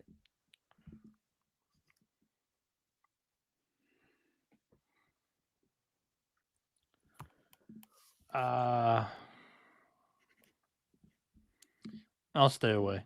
I'll take the points in New Orleans. No bet. All right. Take a loss. You guys probably too. Money line that too. New Mexico State versus Samford. Is this on campus in this is, I believe, this is their MT? No, this is the play-in for that Cancun tournament, which call me crazy. I don't understand why New Mexico State's hosting Samford after the year that Samford had last year. Good point. But Samford just lost by 15 on their home floor. I love Samford in this spot. Yes. With New Mexico State coming off the rivalry win. I like Samford here. Double lock. Dude, this is a great spot. This is a money line too. One possession game.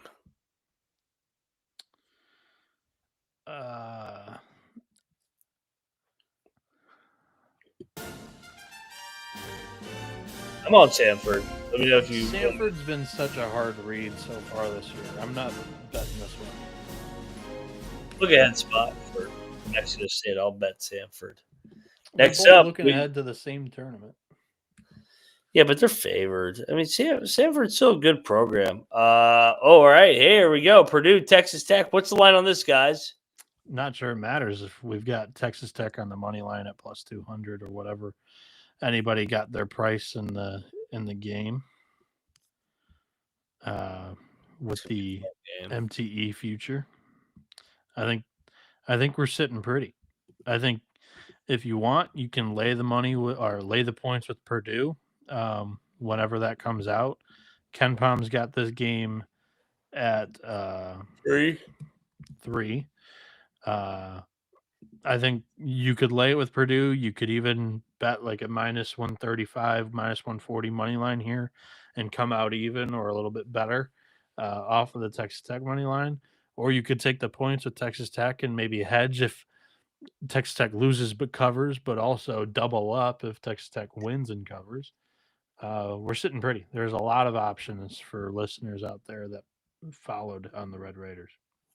Purdue's laying 4.5.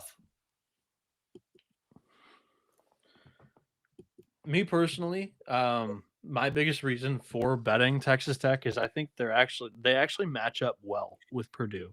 They've got JT Toppin, who's going to be able to bang with both TKR and Oscar Clough, and they've got some athletic guards in Lawan Watts and Christian Anderson, who's an incredible point guard that can match Braden Smith and Fletcher Lawyer. I think Texas Tech and Purdue is going to be an absolute slugfest, heavyweight fight. I think Texas Tech keeps it close. I like them on the points. Personally, I'm not getting extra skin in this game, but Texas Tech plus 4.5, and we've got the money line at plus 200. I like it. Yeah, I mean, I like Tech as a long shot, but I think you just said today that you prefer Texas Tech as a dog. I know, but like Purdue is so goddamn good in fucking non-con. They are. This was on Caesars?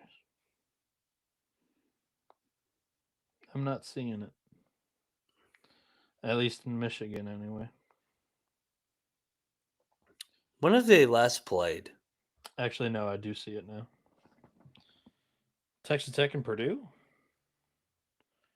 Why are you looking up for the history in that? No, I'm just curious. Like, I'm trying to remember Painter like against Tech. I mean, just out of curiosity, like just fresh at Tech. If I recall correctly, I think they ran into each other once in the NCAA tournament. Yeah, Beard beat him in like the Sweet 16. I think Beard beat him in the Sweet 16. I don't know how that helps you this year. No, I was just curious. Like, I'm like, I don't remember these two playing. Like, because I do like history. I mean, I know Beard's teams are different than McCaslin's. I'm going to bet this game. I'm just trying to figure out 4.5. Guns up. Give me my Red Raiders. Double it down. Purdue's got that cute number 1. Graham McCassin, the Giant Killer. Actually, number 2. You were number 1 on one poll. Houston's number 1. Purdue was number 1 on the TV tonight. Not number 1 on the AP poll. Yes. Coach Giant Killer. Let's go. Guns up. You know, I can't go away from my boys. Texas Tech. They both got their scares out of the way tonight. So this is going to be a fun game. Yeah, that was my whole thing. I was like, Purdue got their scare out of the way, but then I'm like, so did Texas Tech. This is going to be a dog fight. 3-point win either way. I think it's a heavyweight world title fight. Yeah. It reminds me of that Marquette Purdue game in Maui in the final 2 years ago. So I'll take the 4.5. Let's go. Clark is shocked that you were picking the Big 12 team here. Oh, absolutely. It's the best league in America. This is yet another Big 10 team that I'm fading. There you go. I almost went with it, but then I was like, nah, I can't go against Big 12 in a big game. Sac State going to Cali. What's his number?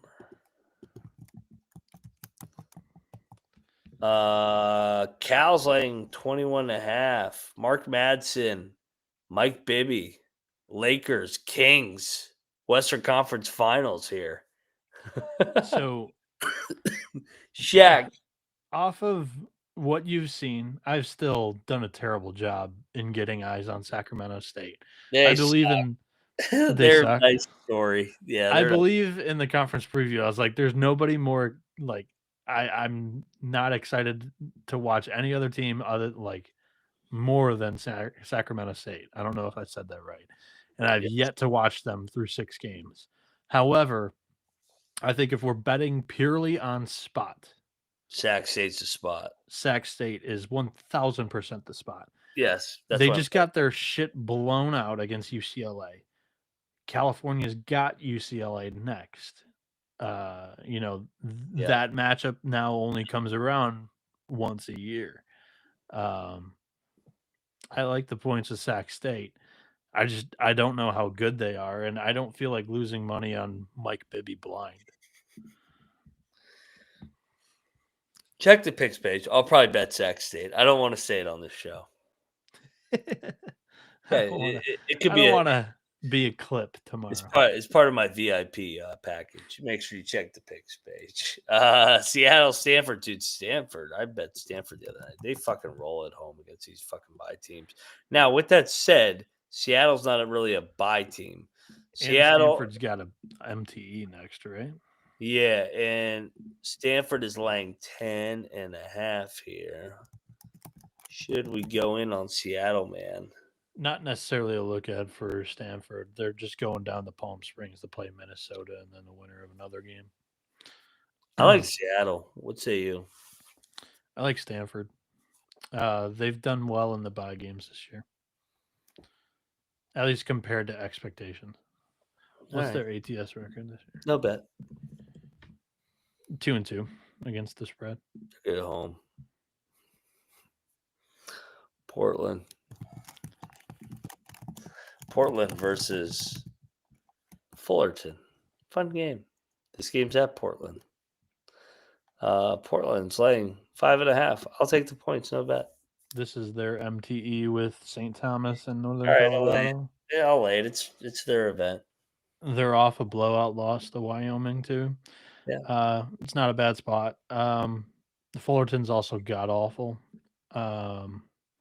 But Portland's one of the least talented teams that I saw in the preseason and a lot of mid-majors. But I think Shante Leggins is a good coach. I'll take the Pilots. No bet. Louisiana, Santa Clara. Louisiana staying out on the West Coast. Dude, I like Louisiana. Want that Pilot. Lock up the Raging Cajuns. 19.5? Leg 2 of the road trip? Qantas is going to have those guys ready to play. They're going to compete tomorrow night. They're not going to win, but they're going to cover this 19.5, man. I'll take the points. I'm not betting it. I think Santa Clara.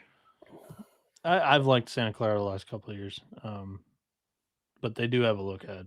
So. Oh yeah, dude, love Louisiana tomorrow. Where's my music? Lock. Raging Cajuns getting the big number. Long Beach, Montana State. Long Beach is laying, or no, Long Beach. They better not be laying. They're almost laying. Shit. Montana State's laying 3.5. Is this the other game in fucking? No, this is at Long Beach. Wow. I'm gonna bet Montana State. They seem like the more desperate team. Yeah. This is square as hell, but I agree with you. Like, their only 2 wins this season have come against non-D1 foes. There's actually a common opponent here, too. Montana State beat Noble 92-55. Long Beach State beat them 87-54. I don't know if that helps anybody. However, I just think Montana State's like the better program right now. I like the Bobcats. I think they win it, and by that I mean 3.5 or whatever they're laying is not a lot of points. Montana State locking up. Beach team fraud. 3 games left. Southern, San Jose State. San Jose State's like 4.5. Oh my god, that line's short. Southern's off the double OT. Yeah, I'll lay it. This is a short versus number. Washington. San Jose State's also got that Palm Springs tournament next, but there's not really much of a look at there. I'll take Sparty. I don't love it. Grambling, Cal Baptist. This is not a bad spot for Grambling. Yep, I am betting Grambling. I'll sprinkle some on the money line. Yeah. I mean, Cal Baptist has looked very good this year. They went on the road, beat UC Irvine. They just destroyed their inner city rival in UC Riverside by almost 25. However, Grambling is one of these SWAC teams that always punches up pretty well. Mm-hmm. The other night, in the first game of the Cali trip, they lost by 10 to San Diego. I think we go back to the well and your little second leg of the road trip angle. I love those legs. And I think, like you've already mentioned, Grambling could be live here. Yeah. Cal Baptist is very good. I'm buying all the way in. And Clarence Daniels has been unbelievable. Clarence Daniels is the New Hampshire kid. Dominique Daniels has been unbelievable in his career with the Lancers. I feel terrible calling for the money line, so I won't. But I think Grambling covers for sure.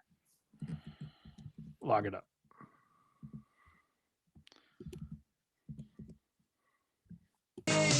Double lock. Grambling. We tag it. Final game.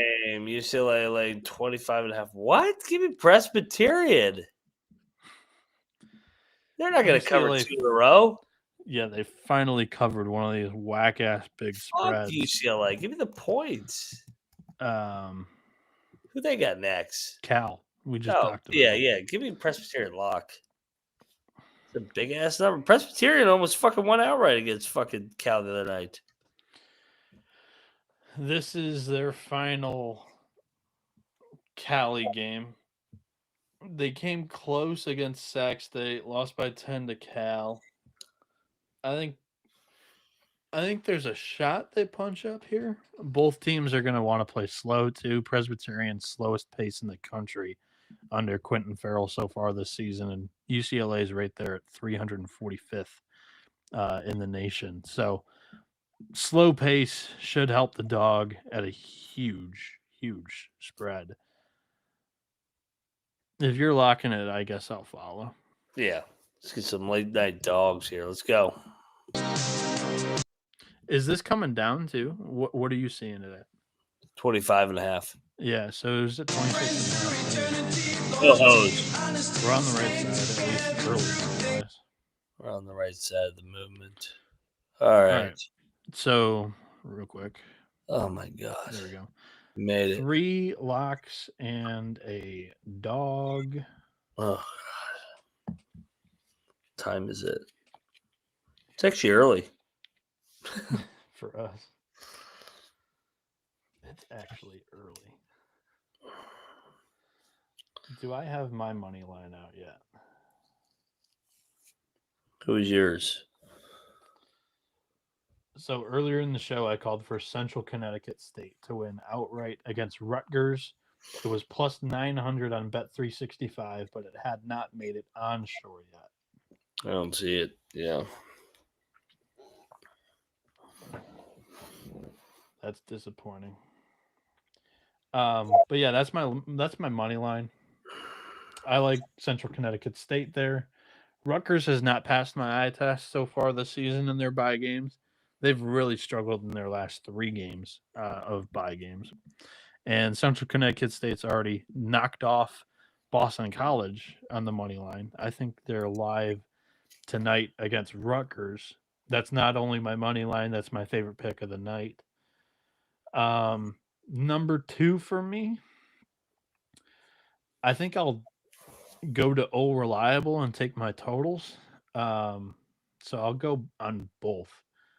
First, I'll do the under 162.5 on Louisville, Cincinnati. last year there were complaints in this Cincinnati Dayton game. Louisville and Cincinnati are playing in a hockey arena tomorrow. That just never really meshes with the sight lines and for shooters.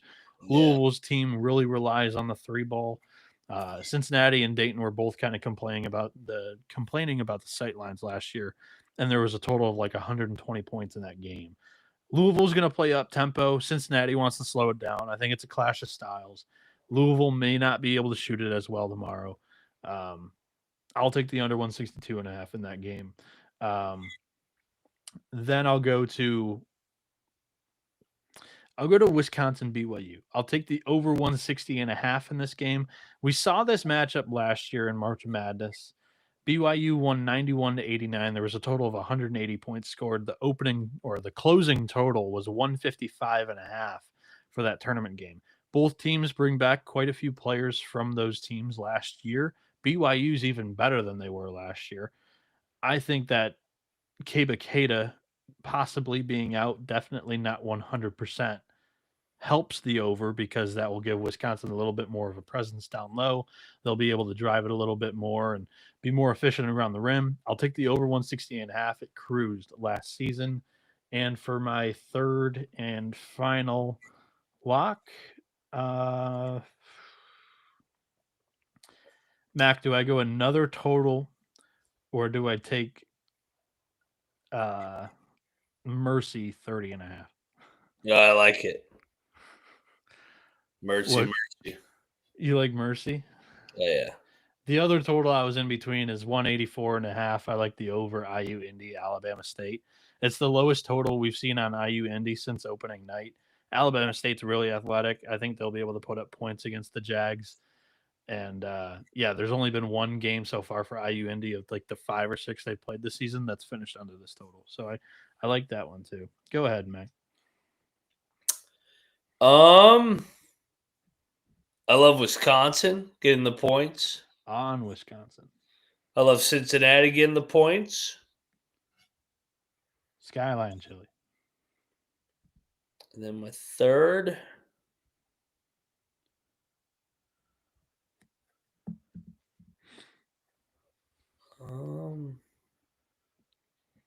Look at this guy just chilling in his movie theater. I'm trying to read my fucking handwriting. I got too much fucking shit going on here. I love Xavier getting the points. And then my money line dog, give me a juicy one tomorrow.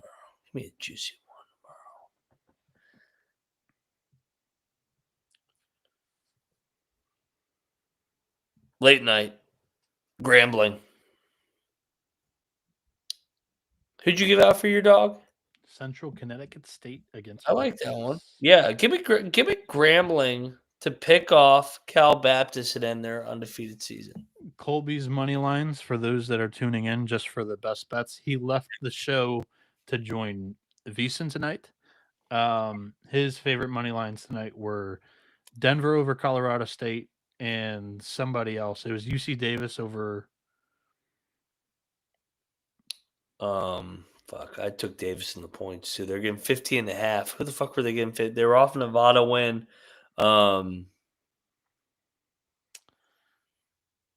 Colorado. UC Davis over Colorado. Yeah, I don't like them on the money line, but I do.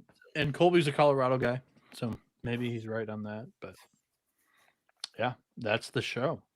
I don't know what his favorite 3 locks were. You'll have to look at the picks page for that. SportsGamblingPodcast.com, or you can download the SGPN app for free on Google Play or the Apple Store. Just head over to the picks tab under the college baseball or college basketball tab. Sorry. You'll be able to see all of our records for free, all of the locks for free, all of the picks for all of the games tomorrow for free. And it'll be the go-to tool throughout Feast Week because of all of these lines that pop up in the morning because doing the night show just a couple hours after a lot of the MTE games go final, they don't make the lines in the middle of the night for whatever reason, at least onshore. You have to go offshore. Mac. We forgot one game. Nebraska K-State. Yeah, that was not on the slideshow. Yeah. Give me K-State. Did we Did we not do New Mexico? I don't think we did New Mexico, Mississippi State either. This happens a lot during Feast Week. Yeah.